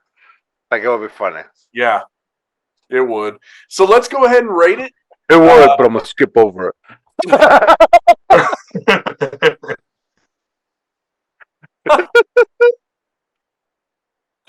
Lathan, what'd you give the match, man? This one, both times, I'd say I give it a 2.3. Like I said, going back over what I said earlier, it was nothing super excited about it. We already knew there was a part of me that my mindset's already like, okay, let's just get to the Men's Royal Rumble match because we know it's going to go at least an hour. But it was just enough. It was enough filler to keep you entertained. Senor, what do you think, sir? Oh, Lathan, you are too kind, my kind sir. I'll do Oh, my best. I'm gonna go. I'm ashy and classy, George. Hey, and assy. Hi. I see them squats. Right. I'm going. You know what? I was in my head. I was doing 2.2. I thought that's where Lathan was gonna go to. So he did 2.3. I'm not. I did 2.2. It just because really that's what I felt like. I felt like I fell asleep during the match, but I was wide awake. yeah. I'm right there with you fellas. I gave it a 2. There wasn't a whole lot to it, but it wasn't bad. It wasn't a bad match. It was for what it was. As again, it's a cool down match from the prior championship match. I liked it, but nothing stood out to me outside of that one spot with the green mist. So I think we're all kind of in agreement there with it being 2.2, 2.3. So one thing before we get to the Men's Royal Rumble, I did want to address was they show the promo for WrestleMania. And I don't know about y'all, but watching it now with hindsight, man, it made me so damn sad to know where they were heading, what matches were heading to that WrestleMania in Tampa Bay with the pirate ship, with the pirate everything, and then nothing. COVID. Yeah. Yeah. And now we got it the next year. They redid the style and everything the next year, but I feel like we missed out. We missed out on that initial shot of, Charlotte versus Rhea Ripley, which I don't have we seen that again? That's my memory. If we had, then it was like in passing. Yeah. It wasn't like a big. It was like maybe a throwaway match on like SmackDown or something. Yeah. It was a sad thing that we missed out on, and another sad part, which we'll get to the end at the Men's Royal Rumble. So here we go, fellas. We are at the main event of the 2020 Royal Rumble, which ironically, and this was kind of a side note, we're getting ready to go to Tampa Bay with a pirate-themed WrestleMania, and ironically enough, they could have called this Royal Rumble at World's End, like the Pirates of the Caribbean movie, and it would have made 100% fucking sense. Yeah. So Nobody will know why at the time, but right. later on. Yeah. Oh man. So we're gonna start the men's Royal Rumble, and I had forgotten that Brock Lesnar had declared for the Rumble as champion. And I know George alluded to it earlier that at the time it was a stupid concept, but thinking back, it's like, man, that's a really cool idea, because if Brock goes the distance, Then what? yeah, I mean, like, there are so many possibilities that you can do with that I think it's a cool concept. Now, it's a concept they will never ever do again, because one, it's Brock Lesnar, so he's believable to do it. Two, it already got fucked up one time because of COVID. So I think that idea is over and done with. But anyway, number one entrant, we're going to do this one a little bit different. We're going to talk about entrants as we go down. So number one comes in Brock Lesnar with the championship, with the advocate Paul Heyman. Number two, we have Elias coming in. And I wasn't a big fan of Elias. I just didn't really care about it. Then I started caring when Brock Lesnar smacked the shit out of him with that real guitar. Didn't even give him the flat side of the guitar. He gave him the fucking chord side of that guitar. And I had a note, as soon as I heard the smack, I was like, man, that was no Double J guitar. Lathan, when he hit him with that guitar, what was the crowd like? Everybody's, dude, it was hilarious and visual, and it was even more hilarious if you were close enough to hear the sound of it.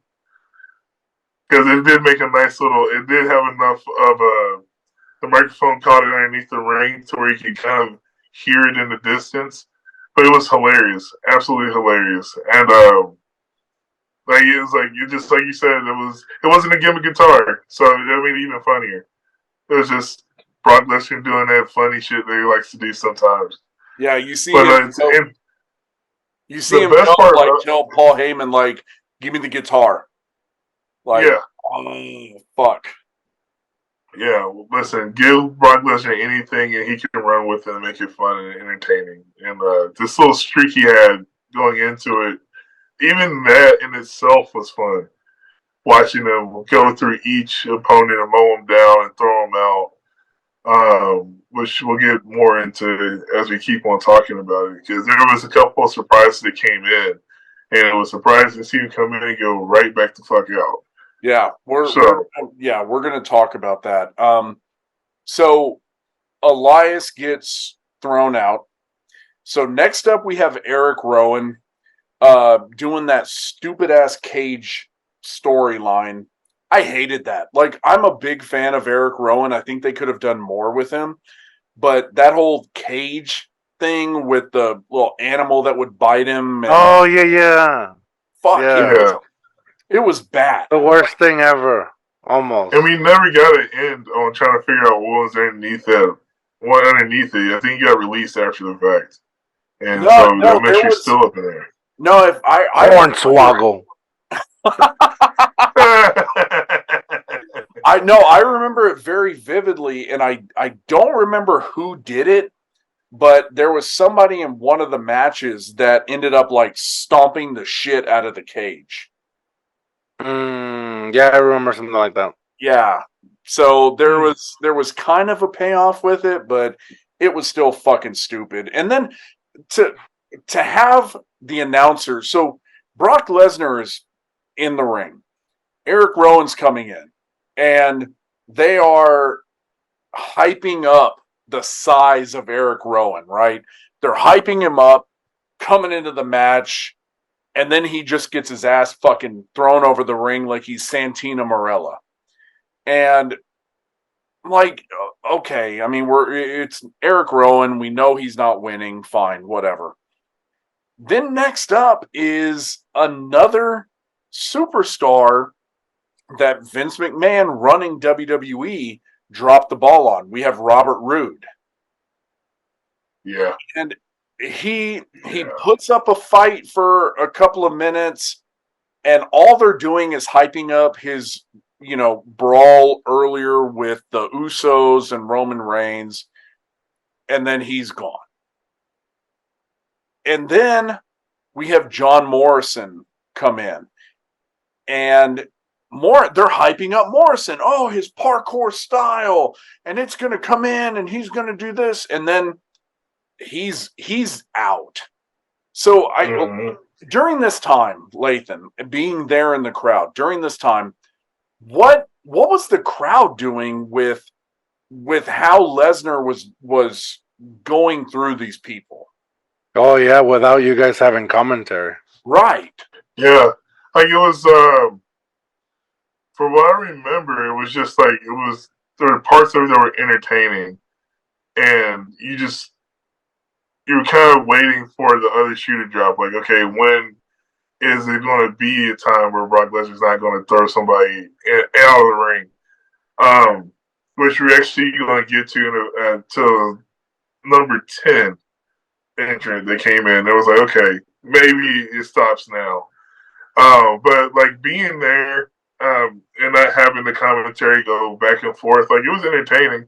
It was Brock Lesnar being Brock Lesnar, especially Brock Lesnar at that time. So, as a smart mark fan, you knew what you were getting yourself into, and he's a champion. He's a champion for a reason. This is him coming off of beating the streak and Johnny beating the dog shit, dog walking John Cena at SummerSlam. Oh yeah. So it's just it's the character, the man, the myth, the legend, and it's Brock Lesnar. So let Brock Lesnar in the ring. He's going to do Brock Lesnar things. So okay, hell yeah! But it was fun. It was entertaining the whole time, all the way through. Fair enough. And you're just sitting there waiting to see who's coming out, who the next person is, because there's knowing that you have the surprises that are going to come up towards the end. Like you think they're coming out, you just anticipating it, just like with any Royal Rumble. So it was fun. It had a good flow to it. So next up, we have Kofi Kingston, which listeners, viewers, back a few months, back in October of that year of 2019, Fox got the rights to SmackDown. So they went live primetime Friday nights, where back in the 90s, we were watching TGIF. That was the place to go. Now we've got SmackDown live on primetime. Brock Lesnar beat Kofi Kingston for the championship in 4 seconds or something? And so now we've got Kofi Kingston coming in, which the announcers are hyping up. And Kofi comes in and actually is the first person to put up a fight against Brock Lesnar. And so they're having kind of a good back and forth. And then next up we have Rey Mysterio coming in, which they were hyping up that Brock had beaten the shit out of Dominic Mysterio, which if Rey knew what he knows now, he probably would have been okay with. And so they're going back and forth with it. Then we have Big E come in. And there's a moment where Big E comes in, which, damn, I miss Big E. He comes in, and you got Big E, Lesnar. Big ups for Big E. I mean, not like that, not like he's dead, but yeah. I just thought it was a cool thing to do, so I did it. I don't know what it means. You're the youngest one here. You're supposed to keep us up on the cool lingo. Hey, I just hear it and say it. I don't always look into it. Man, I could see how it could be problematic. Yeah, I could make so many jokes right now, and it would be. So Big E comes in, and he's trying to organize Kofi as part of his New Day team and Rey Mysterio. I don't remember why, but Kofi's wearing an armband that says XW for Xavier. Did he just get the shit beat out of him by Brock Lesnar, and now they're trying to do kind of a fake honoring, or was there something legit? No, he was injured at the time. He was actually like sidelined, so like that was their way of still having him at the time without him being there. Okay, I like that. I Yeah. can dig it. But of course, Lesnar fucking eliminates everybody. At this point, Lesnar's still in the ring by himself. I mean, Lathan, what's the crowd doing? I mean, it's got to get to a point where the crowd's like, fuck, okay, come on, just can we... Well, it was like at the time, it was just enough of a gap between each elimination where you were still just like the elimination came, and then all of about 30 seconds later, you had the countdown clock. So it kept them immersed. It kept us entertained. But like no, we were in there for it. Like it's Brock. Like again, it's Brock Lesnar doing Brock Lesnar things. 10-second Kofi Kingston win. By the way, terrible way to start the new show. But anyways, but like it's. We can talk about that. We'll have to review that show at some point because I think that's a cornerstone show for pro wrestling. Was the first live SmackDown on a major network. I think that's something worth reviewing at some point. But yeah, oh, it was huge, absolutely. Yeah. But like it's like I said earlier. You knew going into it who Brock Lesnar is and who Brock Lesnar will be. And so, like, it's like, oh, dang, that's another one. And, like, it starts to build up. You're like, oh, it's another one. Oh, it's another one. But, like, you're immersed in it. You're having fun watching it happen. And you're just waiting for who's the guy who's going to actually eliminate him. And, at least mentally going into it, you were assuming the way that Drew McIntyre is being pushed on TV, he'll have they're going to have some kind of meet up in the middle of the ring, and then you got the rest of the roster that may potentially bring him out, but then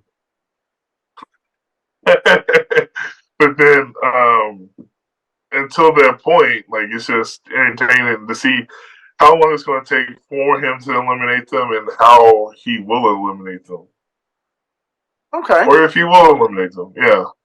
Yeah, I get that. George, at this point, how are you feeling about old Brock Lesnar? You know what it reminded me of? Where we both play it, or all of us. Not. I don't know why I said both. It's three of us here. All three of us played 2K23. All three of us. And I've done it to where I'm the only man standing in the Royal Rumble, and they come in, throw them out, come in, throw them out, and then to the point like, okay, this is boring. So then I let a few get, but that's what it felt like. It was like 2K23 or a Royal Rumble video game, and that's all he was doing. Come in, throw him out. Yeah. Come in, throw him out. It looked like it. Yeah, watching it back, it looked like a simulation. Like it would be a live action video simulation, but being in the crowd, like it was just fun. Like it definitely the crowd was more into it than at any other time during this pay per view. Yeah, and then we'll talk about what else is going on too. But they need to add that mode to WWE 2K, the next one, where you can go under the ropes and try to hide under the ring. The fucking Hornswoggle pushes you out, so you have to get back in. Yeah, or you can't get caught. Yeah. If the announcers see you, then you have to get back in the ring. That would be funny. Next person who comes into the ring, we have Cesaro, which I've always been a huge Cesaro fan. I think the dude is one of the most talented wrestlers on the planet. His charisma is lacking, but the thing that kept driving me crazy is that these guys were coming in and they're like, "Oh, here comes Cesaro, pound for pound, the strongest man in the WWE." And then And he comes in and he's hitting the uppercuts on Brock Lesnar, and then he gets fucking thrown out. Yep. It's real, I get it. You're hyping Brock Lesnar as this fucking monster, right? But you gotta realize, like, okay, there is time after this. We are completely destroying the legitimacy of a lot of these guys, where it's like, oh yeah, pound for pound, he's the strongest guy here. But man, he got fucked up by Brock Lesnar, like in a couple of seconds. So why would we ever think that he is a legitimate threat to anybody, especially in a time where Brock Lesnar may hold the championship? Because he's Brock Lesnar. And fuck you.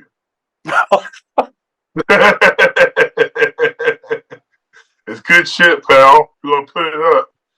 No, I mean, like, I go into watching Royal Rumbles or like knowing that my process of imagination and realism is going to be very scattered in these moments, because it's only the Royal Rumble that at any other time strong competitors will look like the dumbest, clumsiest clusters if they want them to be that. Yeah. And it's completely the most canonous shit going on at the same time.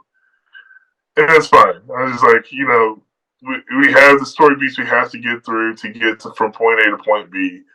And it's just like we talk about a fantasy book all the time in our group chat. Like, we already know there's going to be certain people that are going to stick out, and we just got to get to that point.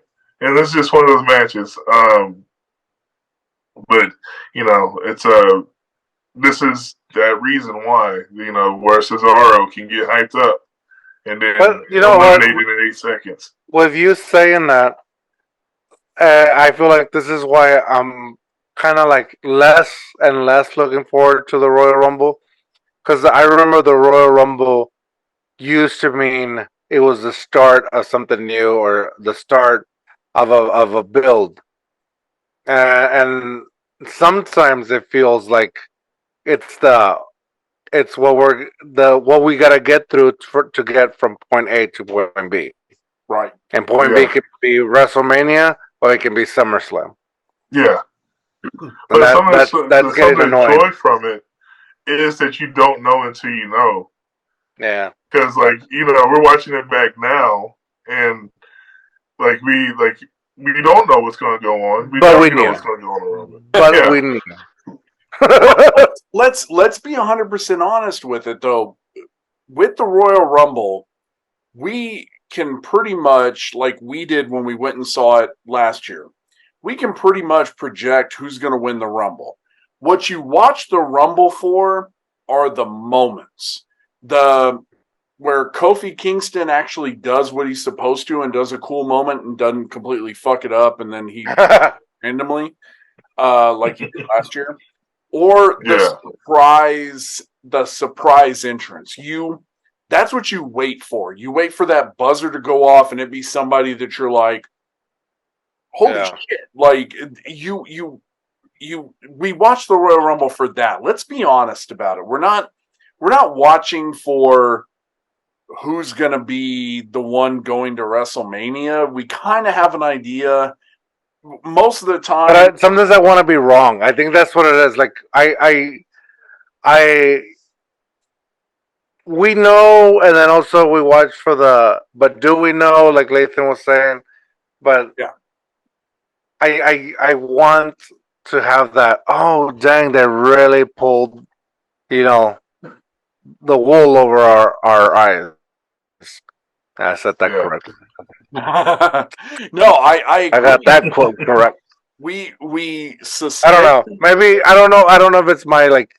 Maybe it's a me thing, but that's what I feel like for the big main event or main pay-per-views or what would we call them, PLEs now. Yeah. I want that big change, and the Royal Rumble is definitely one of those. But when it's like, oh, Roman Reigns wins the Royal Rumble, and we're like, yeah, okay, Yeah. Yeah. Yeah. I mean, it's that's the thing is that as predictable as the Royal Rumble usually is, I think we watch it for the moments, we watch it for the surprise, and we watch for that maybe they're gonna flip the switch and it'll be somebody else. It'll be somebody that we don't expect. So, which kind of brings us to the next entrant in the Royal Rumble, which was Shelton Benjamin. They hyped him up about him with Brock and being college teammates and roommates and all of that. And I love Shelton Benjamin. I think that dude should have long ago been a top tier champion, which I didn't like the gold standard character, but it put him over that level where he was a great intercontinental champion. And I liked the Brock Lesnar interaction in the ring. I think they had great chemistry, and there could have been more to it. They could have had a really good match. They could have had like a good, like, hey, we're gonna grapple. Let's grapple. But we end up with Vince saying, no, pal, come on, throw him out, pal, come on. Like, there's just so much here that could have been done and wasn't. It was the one. It was literally throughout this whole section. It was literally one of the very few times I kind of marked out because I was like, it's Shelton Benjamin, and if you historically knew, you knew because they came up together as tag team partners in OVW, and they made it to the main roster together and stuff. And it was cool to see him come back because I don't think he was really on TV at all at this time. He just like kind of like a wrestler that is signed to WWE, but you never really see him do anything that outside of doing like the house show every once in a while, maybe. But yeah, no, I was like, man, this is gonna be pretty awesome. And you know, that one awesome. Yeah, it was not awesome. But the flip side is, eventually he was gonna get thrown over by Brock Lesnar, but you assumed for like 30 seconds until he got thrown over that maybe he was staying there for a little bit longer. But yeah, man, it's always good to see like their interaction. They have a really good chemistry together. Yeah, and I always like to see how they highlight that sometimes on TV. Yeah, they hyped it up pretty heavy about how they were teammates in college at University of Minnesota. Yeah. Both doing amateur wrestling. Yeah. And then they were they had a dark match as the Minnesota it was on Raw. They were actually a jobber tag team for a second while they were in OVW. And I remember seeing the match, not realizing who it was, but then seeing like a clip of it later on, be like, oh damn, I forgot that was Shelton Benjamin. I didn't realize that was Brock Lesnar. But it was super awesome. So yeah, but it was Shelton Benjamin. He was in, he was out, they got on life. Yeah. So George, apparently nothing but Brock Lesnar is stopping him now. So just as music hits, ain't no stopping me now. Brock's like, wrong. Yeah. Oh man, the dynamic between Brock Lesnar and Black Heavyweight Champions always stopping them. You got some thoughts on it, man? No, I mean, I don't know if it was predictable or not, but it would have been nice to see them both like tag team throw people out of the ring, build it up a little bit, like say, they are working together, and eventually one of them has to betray the other one. That would be cool. Yeah, that would have been good. The next person we have out is Shinsuke Nakamura, which I had forgotten about the whole Sami Zayn hyping him up gimmick thing, and it is what it is. He was. I forgot Sami Zayn didn't have long hair at some point. Oh yeah, you go I back. was like, oh yeah. At some point, he didn't. He looks fucking weird. Yeah. But I did like that they gave Shinsuke a little. They gave him a lot more offense than most people got on Brock. That like I love Shinsuke Nakamura. I think he's a great wrestler, and him doing that like where he goes to kick and it's ducked and then he swings around and does it again, like that was fun. But then again, he gets eliminated. Next out, which I felt it fell very flat on the TV broadcast, was MVP returning. And I remember the day of, it got spoiled because somebody took a picture of MVP's Titantron showing they were outside the arena, but they could see it from the windows. So they took a picture and it got posted on the internet. And so okay, it kind of got spoiled. But what was the crowd's reaction when MVP came out? Oh, that was a huge pop. Cause because it's like I think it was MVP was more on the indie circuit at the time, and so he was like you could. It was I knew there was rumors about him coming back eventually because he was warming up to get called back up doing indie shows and stuff, but.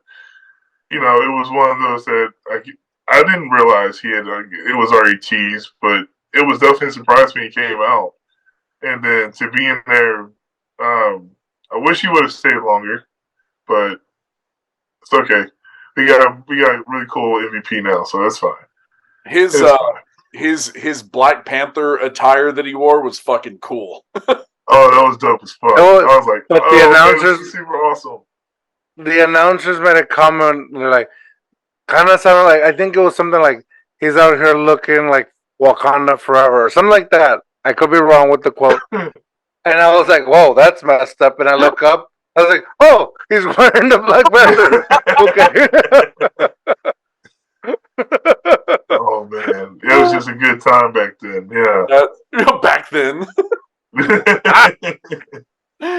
So next out, we have a person who actually, this video of him entering the Royal Rumble with Brock has kind of gone viral. I've seen it several times on TikTok and stuff.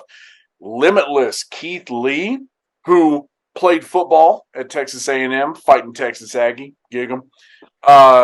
He comes out, and the look on Brock Lesnar's face is like, I will give Brock credit for showing genuine, like he's sitting there going, like looking at him, right. And you see him mouth, he goes, big boy. Yeah. And then before Keith Lee gets into the ring, you see Lesnar look at Paul Heyman and go, who's this motherfucker? That plays so much better in live. Yeah, so Keith Lee is a very, very popular wrestler. How did it go? Like when his music hit, like what was the reaction? It was good. Like it was you knew you're gonna get a formidable opponent that's not gonna just get tossed over because of the way he's just like Keith Lee is Keith Lee.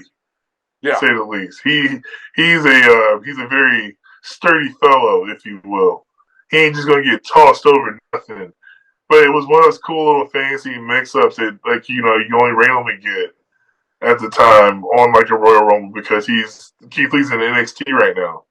Like it's completely separate, divorced. You won't see this happen unless Brock Lesnar goes down to NXT. And you know that's not going to happen. But it was fun. It was entertaining, especially then. Right afterwards, I'm going to go ahead and jump forward when Braun Strowman comes out, and it just becomes a big men bumping meat match. I knew it. I fucking knew it, and I was gonna try to say it before you did. Damn it! Oh man, it just gets nice and meaty, just bumping all over the place. It's beautiful. Oh man, and it was just, and it's cool because like it shows at these moments like the athletic prowess of some of these big guys that you don't usually see unless you put them in the right conditions. And Brock Lesnar, you know, like that dude's a specimen, man. Like it's beautiful to watch him actually wrestle sometimes and actually get his hands dirty and allow like to sell for wrestlers and then to get the right type of contrasting styles that can go with him and he can play and have fun. And it like just kind of just kept on turning up right after that. And like everybody was standing up. Like literally the front row when you're watching it is sitting down because they got the front row experience. Everybody else is standing up. Like it's entertaining and it's fun. And Brock Lesnar's finally being put on his ass for a second. Yeah. And so we're like, okay, now we're getting to the no pun intended, meat of the actual match. So, but yeah, man, it was good. Speaking of that, we are at the meat of the actual match. We're at the halfway point. We're going to take our last little quick break real quick, and we will be back to finish the remainder of the 2020 Royal Rumble. We'll be right back. Hey, Too Hard, Too Fast podcast, a lighthearted, thought-provoking comedic podcast where we talk about society and culture topics through the lives and experiences of my guests. But that's what it says on paper. The important thing to remember is that Too Hard, Too Fast, we don't check facts. Something you can check is for Too Hard, Too Fast podcast on YouTube, Spotify, and any other podcast platform that you use or don't use. Use them all. Watch us all on all of it. All right. We are back with the next entrant in the Royal Rumble. Number 15, we have Ricochet coming in. I don't know about y'all, but when Ricochet came in, I was like, all right, just throw him out. Like, let's just, like, I'm sorry. I love Ricochet, but did anybody think, like, he was going to do anything with Brock? No, not with Brock. I do like Ricochet a lot. I mean, I like Ricochet as a wrestler, but like I knew Brock was gonna have a little bit more fun with him. Just because Ricochet is a high flyer, like he's gonna be like he's kind of like John Morrison and Kofi Kingston. Like he's gonna give you one of your random high spots, and you're gonna go home and talk about later on. But also, if you ever like notice historically with Brock Lesnar, when he has like a high flyer cruiserweight type of guy, or like one of those that like to jump around in their repertoire of wrestling moves, he has a lot of fun with them. He even puts them over a lot of times too. Yeah. Like, and it's actually funny. Like, you know, you would think of all the people who would basically be like the ones that would automatically turn red if I was playing 2K23, throwing them around. It'd be like Ricochet, but no, he gives them the time and the credit and the respect that they deserve, and it makes it fun. So I did like it did make sense though the way that he was kind of like used to the side because he was just coming off of tossing out Braun and Keith Lee, so he's tired. Like, you know, Ricochet just having to have the luck of the draw where he didn't have to get thrown out, and then just enough time passes and Drew McIntyre comes out, and that's when the crowd starts to like. Spoiler alert! It got really good, and then like the mark atmosphere shifted and knew that this was about to get even crazier. So like we're leading into the last half of the wrestlers, and his most formidable opponent just showed up. So let's see what happens. Let's have some fun. So I didn't expect the way that it ended. The way that it ended was not the way I expected to end it, and it was the way that the crowd reacted was perfect for what it was meant to be. Right, because we're now here at the point, and I don't have it exactly in my notes when it happened, but so Ricochet's out, Ricochet's comes in at number 15. Then we have Drew McIntyre who comes in. And yeah, we kind of the feeling that these two between Brock and Drew are going to be where it's at. This is going to be the big men bump and meet where it matters, right? Yeah. Oh yeah. We're gonna keep it going. We're gonna keep the meat bumping continuing. Why did I say that? And Lathan kind of perked up. I loves it. I was vibing with what you said, Art. I think I used that right. But yeah, and I don't have exactly where it happens, but yeah, you have Drew McIntyre eliminate Brock Lesnar. Lathan, walk us through what it was like in that arena as Brock is he's on the ropes, and you got Drew running at him, about to hit the Claymore. What was going on in the arena? Dude, it moved too quick. It moved fast. Like so I'm watching it back right now, trying to put myself back in that space. But like it was crazy because you knew they were like, sort of like the same face off that him and Keith Lee had. I was like, okay, we're about to have a little bit more action. And then all you see is Ricochet take Brock to Dick Kick City. And then and then you see Claymore, and like the best way to describe it is what Paul Heyman's face looks in that moment. It's just like this fucking shock and awe moment of like the conqueror being conquered, because he's running through everybody, and like he's built himself up, and then all of a sudden he's gone. It's like, what the fuck just happened? And so going to what you said earlier, this the experience going into the match that you actually enjoy, and that's one of those things. It's just like, it was fun at the time. It was like it was the oh shit moment of the match, respectfully so. And then having Drew McIntyre like fucking sling Ricochet out the ring, I was like, okay, that's justifiable. I see that happening. That's realistic. So, but the arena popped for it hard. It was definitely something that you weren't expecting, for sure. So I feel like once Brock was eliminated, it kind of changed the whole dynamic of what was left in the Rumble. And you kind of feel that almost that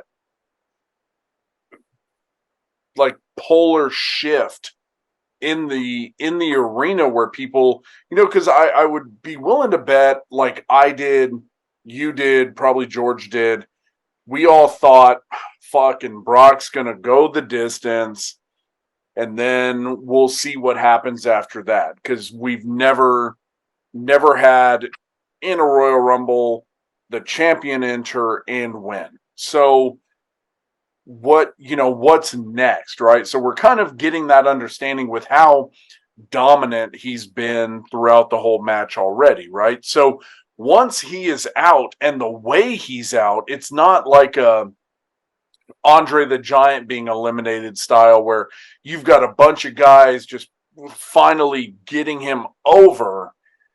No, it was one dude kicking Claymore. Yeah. Kicking the shit out of him, and he's out and gone. George, when you saw that, man, what was your reaction? I mean, the rewatch and originally. I don't remember I don't know. I'm trying. I like this whole remembering the original. It's tough. It's awesome. I guess I'm sure I thought it was awesome. I think rewatching it, I almost forgot that it was Drew McIntyre. But it's weird that I forgot that. Don't spoil it. Am I? Oh no, wait. Am I in the wrong spot or what? No, when Drew eliminated Brock is where we're at. Oh, I thought he was the last one. No. Oh, never mind. Yeah, no, when Drew kicked Brock and eliminated him, like Oh, is that when Brock loses his mind and destroys the place? No, that was at the other Royal Rumble. no, that is Yeah. this one, right? Doesn't he lose his shit and start? No, he walks off. Oh, okay, But okay. it took him a while to walk off because I remember there was a point where like he walks off the He other. sold it. So he sold the Claymore kick really well. Like, Okay. and he should get an Oscar for this acting. But like, he got up and he was like, "I just got kicked the fuck out the ring," and then he just kind of just walked off. Like, there's a couple of times where Drew goes back to look at him. It looks down on him in the ring from outside, from the inside of the ring, and I think they did that to make sure they set up for like for the promo to get ready for something later.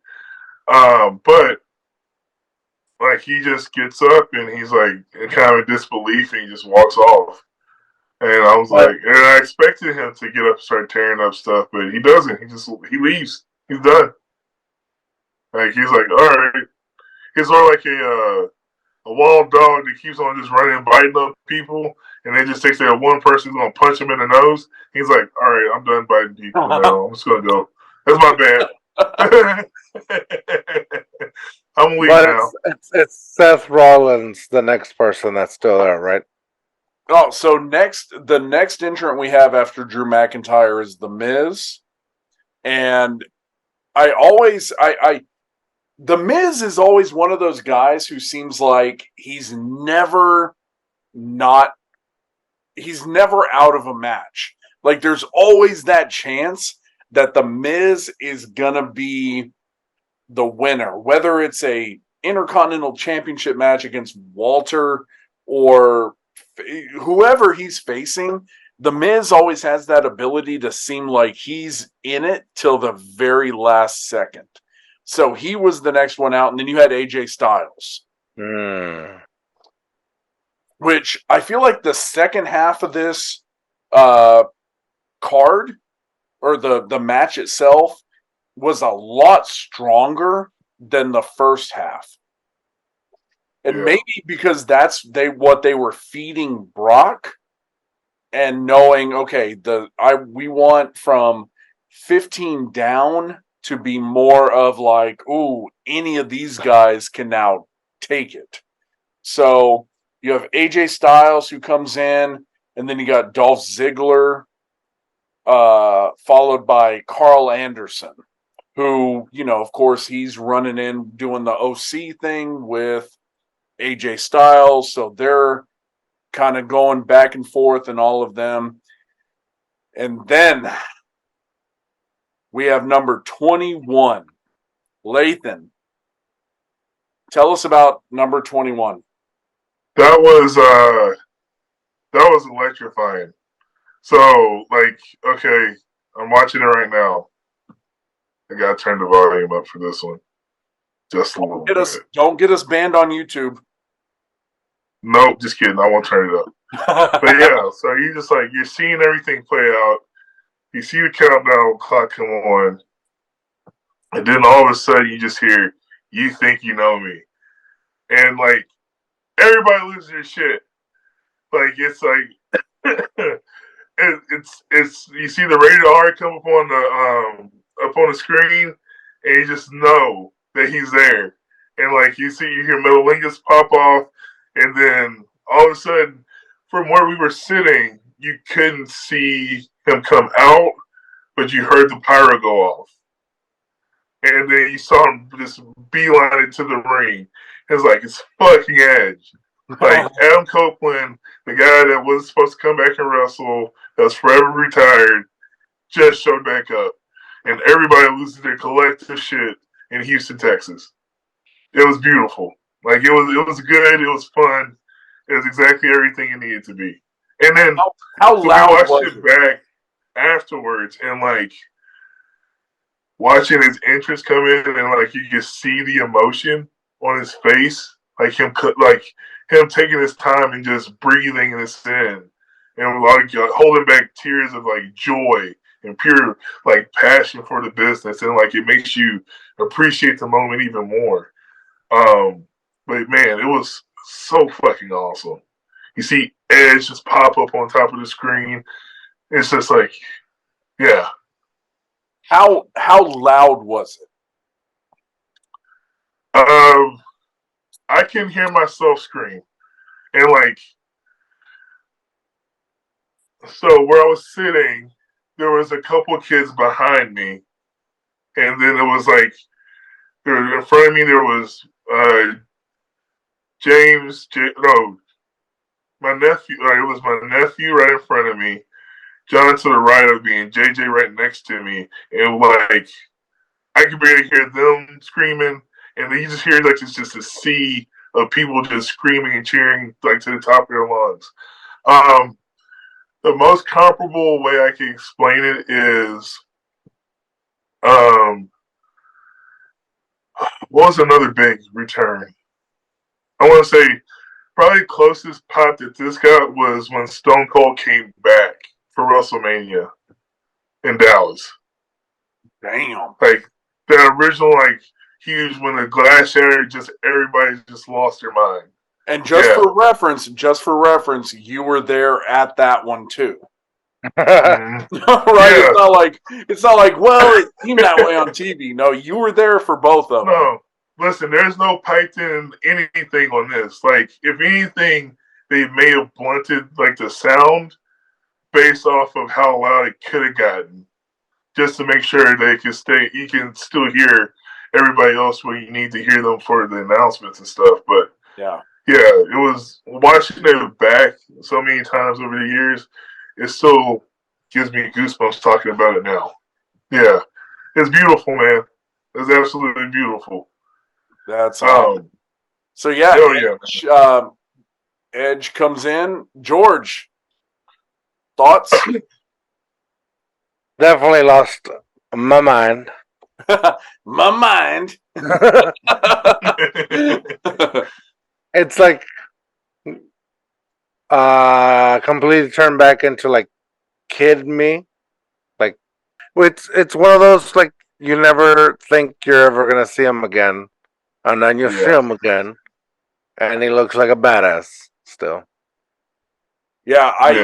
So I remember so my daughter would have been about almost 2 because she turned 2 at the end of March of 2020, and I remember I was super excited because I wanted her to watch it with me, but she couldn't care less. But I was 100% honesty with y'all, with the people listening. I've never been a huge Edge fan, but the way he had to retire kind of broke my heart. To see him come back and compete at a good level, I lost my shit. I mean, that was somebody you would never expect to see back.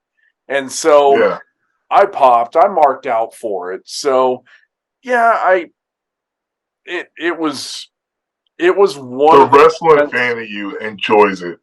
Exactly. And loved it.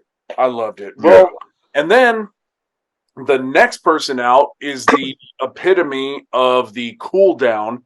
We got fucking Baron Corbin or King Corbin coming out. And I honestly couldn't care less about him.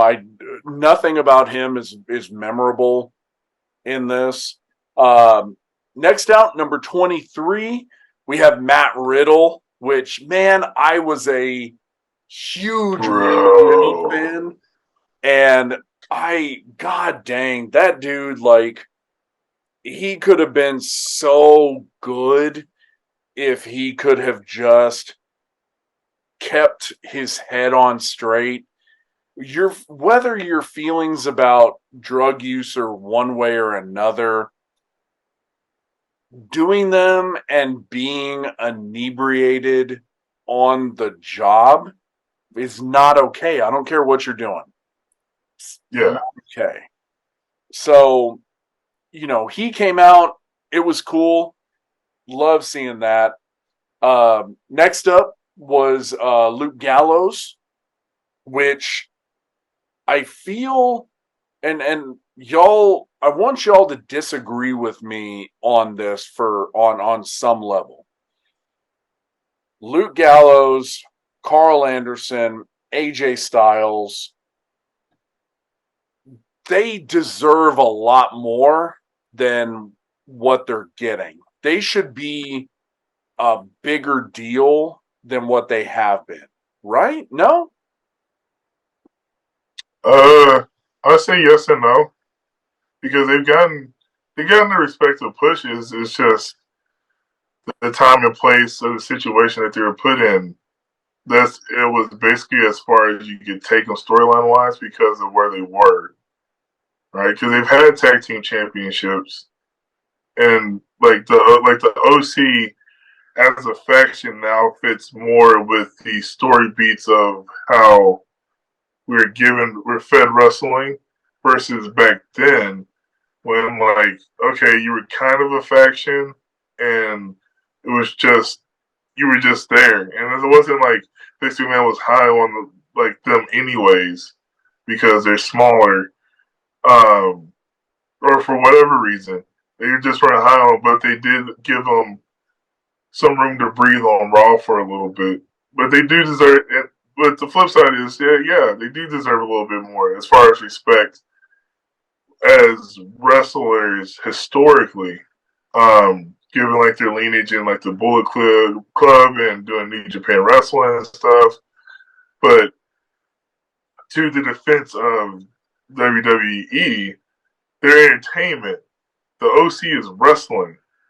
They would get more accreditation, and I think they would have more of a push in a AEW or a TNA because they have wrestling down there. Their primary thing is wrestling first, not entertainment first.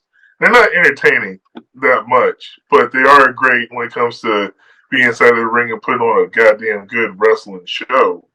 But so I would say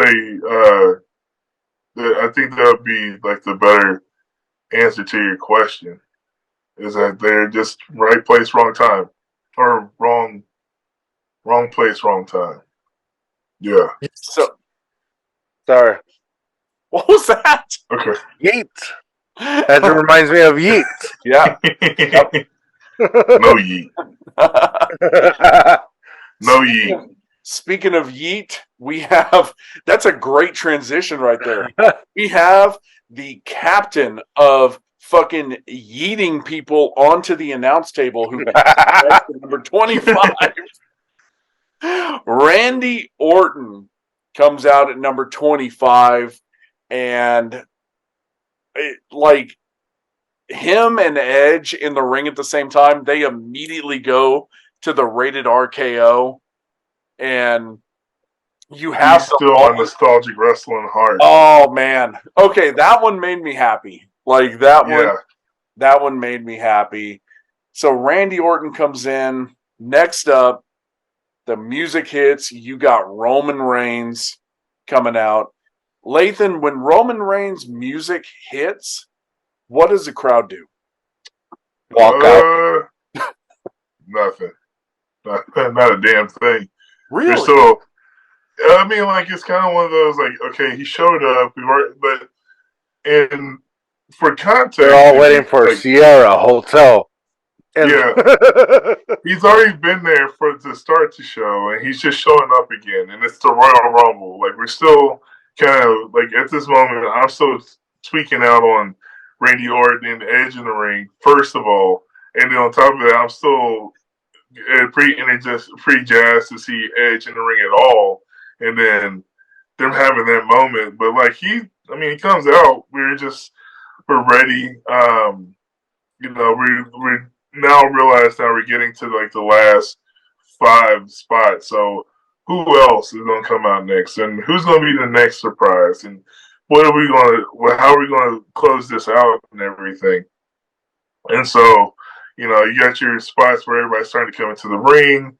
And the one thing that I personally loved about the whole Randy Orton Edge dynamic when they first got into the ring.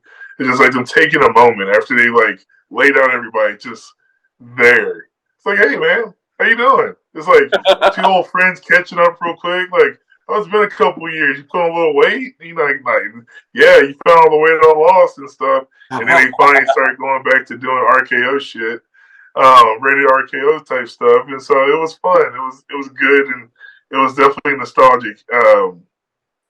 Really playing itself out the right way. It was wholesome. It was wholesome nostalgia. Nice. So yeah, hell yeah. But then Roman Reigns came in, and we're still back on to okay.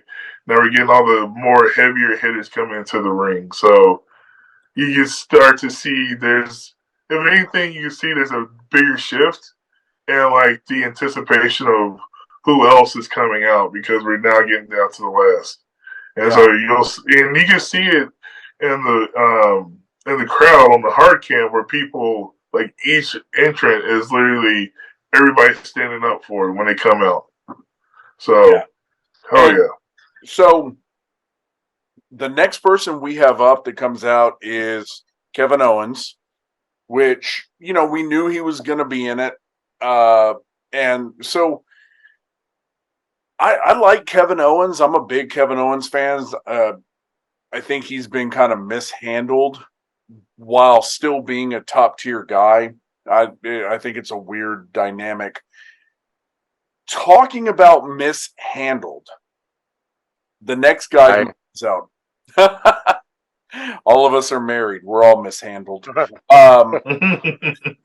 The next guy who comes out is probably one of the most, what I consider, ball dropped characters, wrestlers. Aleister Black comes out. Was there any kind of, I mean, on the watching it, I mean, it almost like the crowd doesn't care. Yeah, It was very like, I expected kind of a pop for him, and it seemed like nothing. Did we miss that being on watching it, or was it No. a meh? It was at that time, if I remember correctly, it was kind of just meh. Like it's like we know Aleister Black is good, and his presentation is awesome when he's on screen. But like at this point, you know, he was kind of just like another just mid Carter, and yeah, I mean it's the same thing with Kevin Owens at this time. He wasn't like really ramping up in the main event. Him and Seth Rollins were going through a storyline at this time. Because this is Seth Rollins in his with the glove. That's not Visionary. Friday Night Messiah. Friday Sommelier. Night Messiah. Yeah. Yeah. And so it was a good storyline. And then I remember when he was the Messiah and him and Aleister Black had a really good match together and had a really good storyline. But again, like there's only so much creative had that they could do with that at the time because it's not the ball drops because you don't know how to use him creatively storyline wise. Right. He has so much. There's only so much limit you can give him because he still has some of the supernatural effect to him too. And that was you're right. It's completely ball drop for all the reasons it was supposed to be a ball drop. Like you had a limited capacity for creative from the writer's side because this is where everything goes sideways at this point in time. But if Aleister Black, when Aleister Black's contract expires for AEW and he has the option to transition back to WWE, they can do a lot more with him. And I think they have the creative thought process that they can allow him to breathe better as far as his character development, growth, storylines, feuds, and things like that moving forward. But at this point in time, like, I get it. Like, it's meh because they treated him just like meh. Yeah. Yeah. Like, man, but it's still when he's in the ring, fucking goes. Oh, And yeah. it's awesome. Yeah. Yeah. Dude can go. That is not a lot of times we'll say, well, this guy can go, this guy can't go. Saying he can go is by no means an understatement. Like, Yeah. or an whatever. He is so good with being the size that he is, being a brawler, but also having the feet like a cruiserweight. I wish Aleister Black had stayed in WWE, but I see the reason he didn't. So we can go from there. 29. Here we go. Last two guys. Samoa Joe comes in. I love Samoa Joe. Like, he is so good. Yeah. Like, he is just such a good wrestler. He has that style that when his music hits, people will go, oh. There's not a lot of guys that when the music hits, people give that reaction. It's that Brock Lesnar style reaction where it's like, oh shit, Samoa Joe's here. So good seeing him in there. We knew he was going to be there. So number 30, last entrant in the Royal Rumble, which I kind of think Lathan being in the crowd, everybody knows who it's going to be. And then the music hits. What was when the music hit for Seth Rollins coming in at number 30, knowing this is the last guy, no more surprises, no more nothing. What was the feeling in the crowd at that moment? I mean, it was kind of one of those where I guess it was weird because it was you knew it was the last entrant, and if it was anybody, it would be Seth Rollins. We kind of have to think about it when you look like we're going through the list of people of who it could be, who it possibly could be, like what surprise you're gonna give me, and then it's Seth Rollins. We're like, oh shit, that's right. Seth Rollins hasn't been out here at all. Yeah, and so he comes out and like you first see Seth Rollins come out, then you see Buddy Matthews, and then AOP flanking behind him, and you just think it's going to be them showing up to let Seth Rollins go, but they fall into the ring, and then all chaos pursues, and so it carried over the right way, and it had fun beats to it, so. In the crowd, we just had a good time with it. It was entertaining, and it gave it what it's supposed to give. Fuck yeah! Did it seem like everybody was happy with how the Royal Rumble at this point, before eliminations start happening, we're down to whoever's left in the ring? Is everybody happy, or are people like, oh, this is bullshit? We should have had so and so. No, not at all. Like it was enough going on that like you were satisfied with the way that everything was flowing, and there's one point. The only time that it particularly felt like it was about to be like some bullshit was when it came to the last two. And it was Roman Reigns and Drew McIntyre, and everybody's like, "Please don't let us have another Roman Reigns WrestleMania." This is and this is kind of one of those moments where now, sort of like with Cody when he lost at WrestleMania, it's like, oh, that'd be disappointing if this was to happen and we have Roman Reigns go back. But yeah, he gave him the Claymore, tossed him over the top rope, and everybody just erupted. And I was like, okay, this is how it was supposed to end. This was good. This is going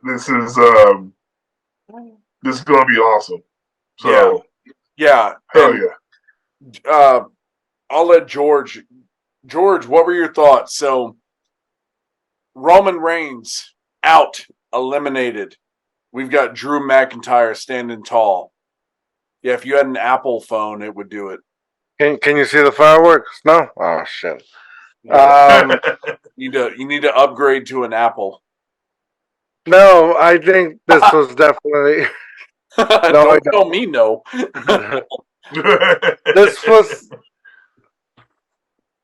Well, obviously, this was the time where we might have wanted Roman to still win.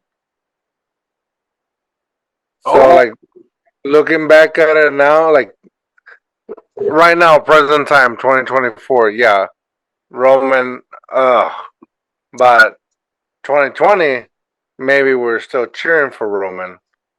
But Drew McIntyre, for me at least, has been a favorite and was an unexpected win for me. And so I enjoyed it. I enjoyed it rewatching it too.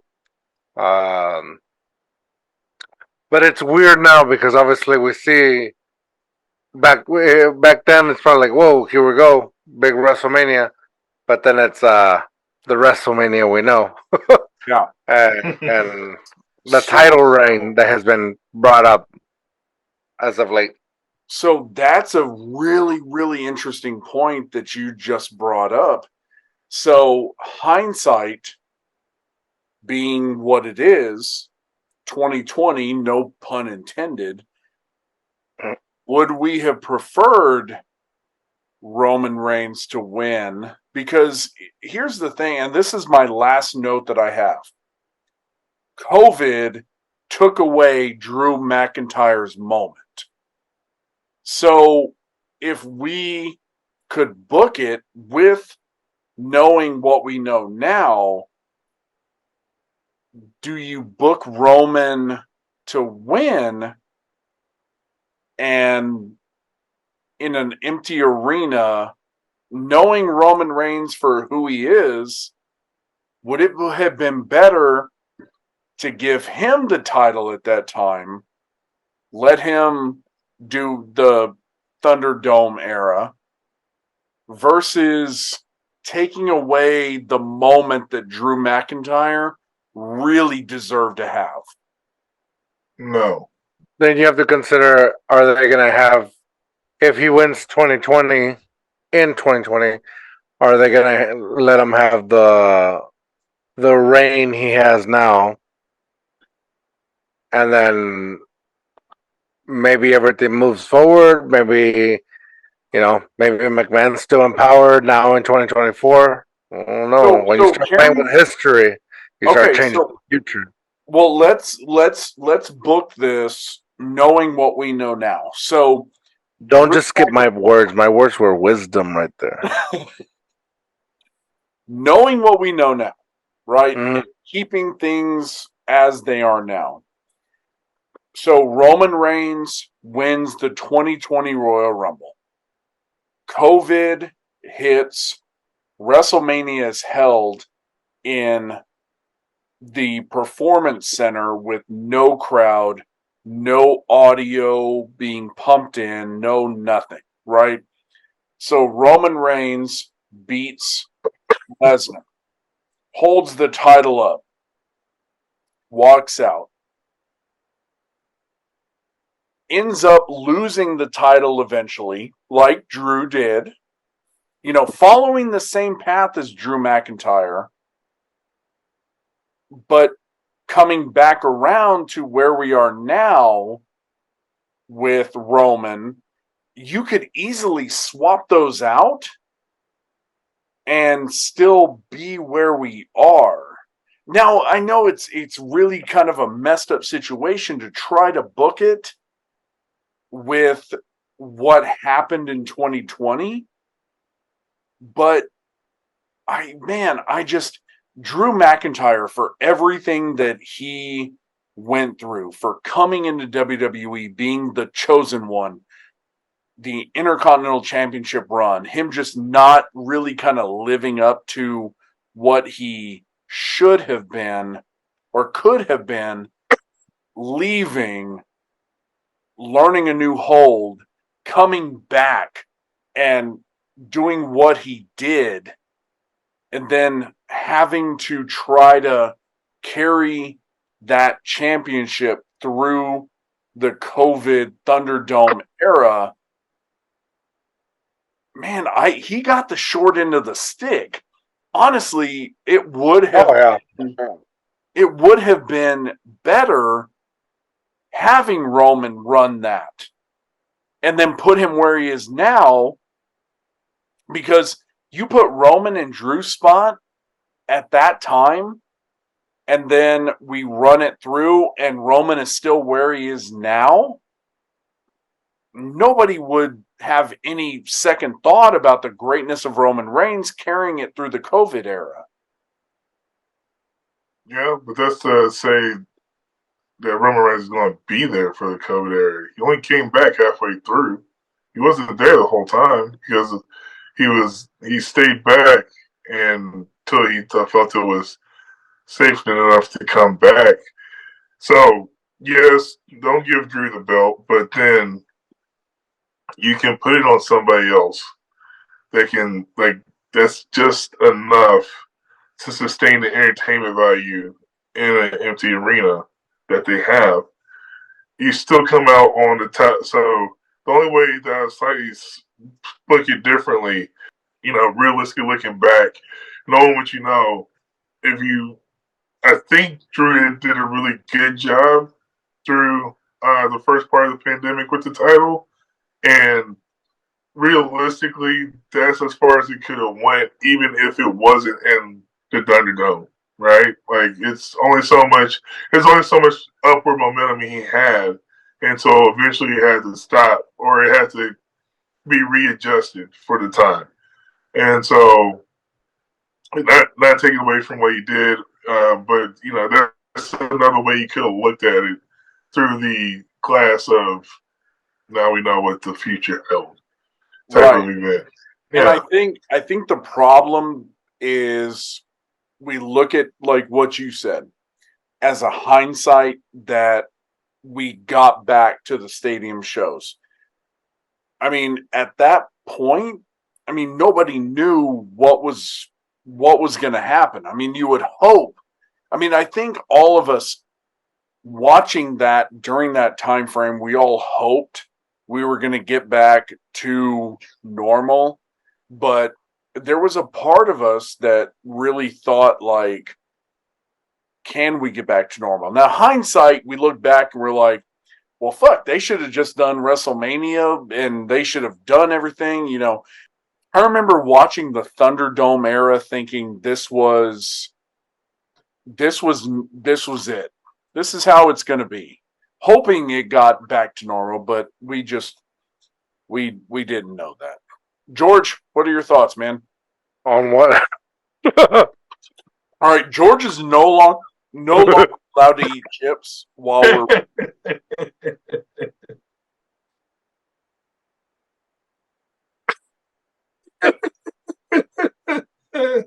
Dude sat there the whole time looking at me and nodding and.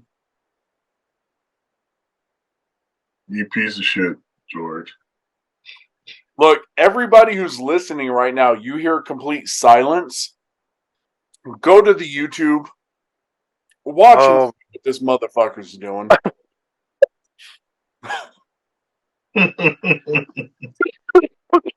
No, it's fine. Dude, with the good rumble. Roman sucks.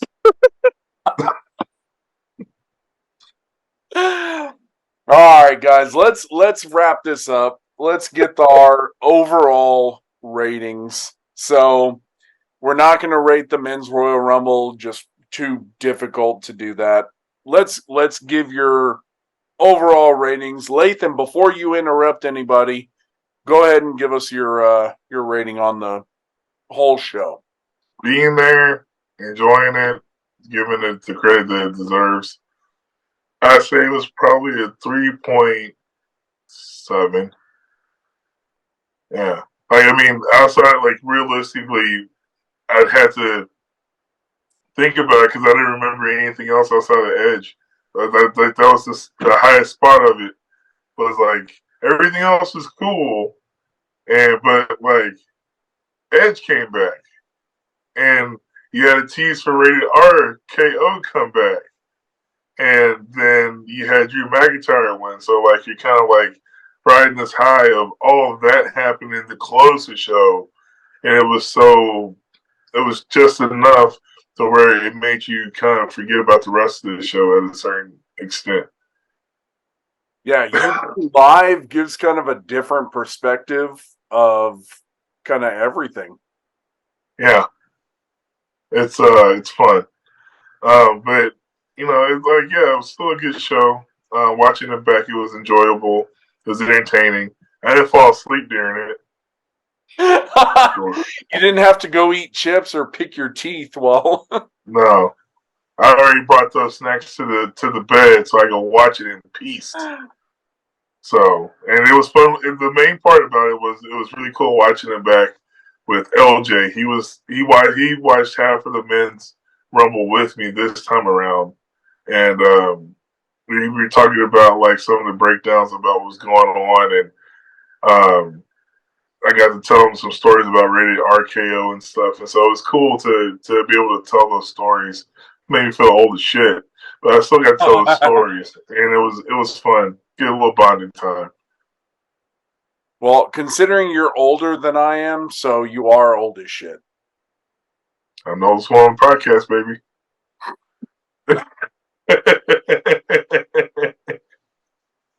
I'm the elder, so wise in my years. The wise man. That's right. George, you call me more of a wise ass, if anything. Lathan can be the wise ass, and I'll be the wide ass. So there you go. George, give us your overall rating and your final thoughts, brother.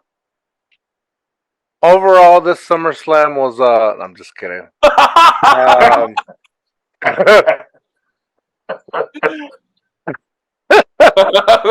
was funny. I was at a 3.72. Completely enjoyed it. I mean, yeah, it talks some mess, but the matches were overall better than most recent Royal Rumbles, like like I said, where you can pretty much predict that what's gonna happen, and they're just filler matches.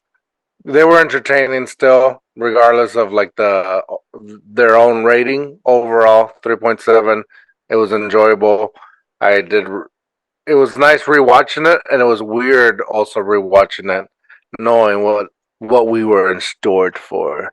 I 100% agree. My rating, though, I hated to do it, but I gave it a lower rating. As y'all know, I'm kind of a stickler, or as George would say, a hater on it. I gave it a 3.1. I think the women's championship match, which kind of the bullshit ending on it, kind of knocked it down for me. But overall, considering what we were in store for, which none of us knew at that time, it was a good show. The Bray Wyatt match, the men's Royal Rumble was entertaining. Edge coming back was just a complete shock, and a moment where I think it's something that I will want to relive over and over again forever. The Roman and King Corbin match was kind of very much like a low point to start the show. So overall, 3.1, great show. Knowing what was coming, yeah, not hard to watch. Knowing what was coming and what should have been. I think that's the story. That's just everything that encompasses this pay-per-view with hindsight is how good it was, but we know what's coming and how bad it's going to be. So, with that, guys, this month, This muff. so normally at this point, we would be spinning the wheel to figure out what we're going to watch for February. But I'm spinning my wheels. in just life in general. Oh, no, those aren't wheels. No, so our friend on Facebook, Mr. Nip, God damn it, George. Nip tuck. Nick Opalewski, who gave us a great recommendation in season 1, requested us to review another show that he really loves. And he requested this back in October, and we just didn't get around to it. And I had told him, dude, we will get to it, I promise you. So for February, we are going to review Survivor Series 1990. We're going old school on this. We're going to get that out there. Dude? Jesus Christ.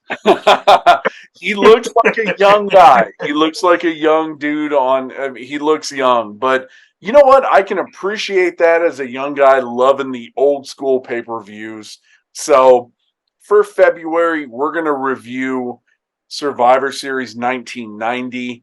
And what pushed me over the edge for saying yes to this is that it involves the Texas Tornado, Kerry Von Erich. So I was like, okay, we're going to do this. So yeah, February, Survivor Series 1990 coming at y'all. Guys, welcome. Wait. Oh shit. Wait. Have to give a shout out to the Iron Claw. If you haven't gone to see it, go out of your way to go watch this in the movie theater. It's absolutely beautiful, top to bottom. As a wrestling historian and fan, they gave full credit and respect to the story that they were portraying. Zac Efron played a great Kevin Von Erich art, so you would appreciate it, and it gave it a different dynamic to look at them as a family and not just the wrestling. But it was definitely really good. So everybody watching this, go watch Iron Claw. You will not be disappointed. And bring your tissue because it does make you cry a little bit. Awesome.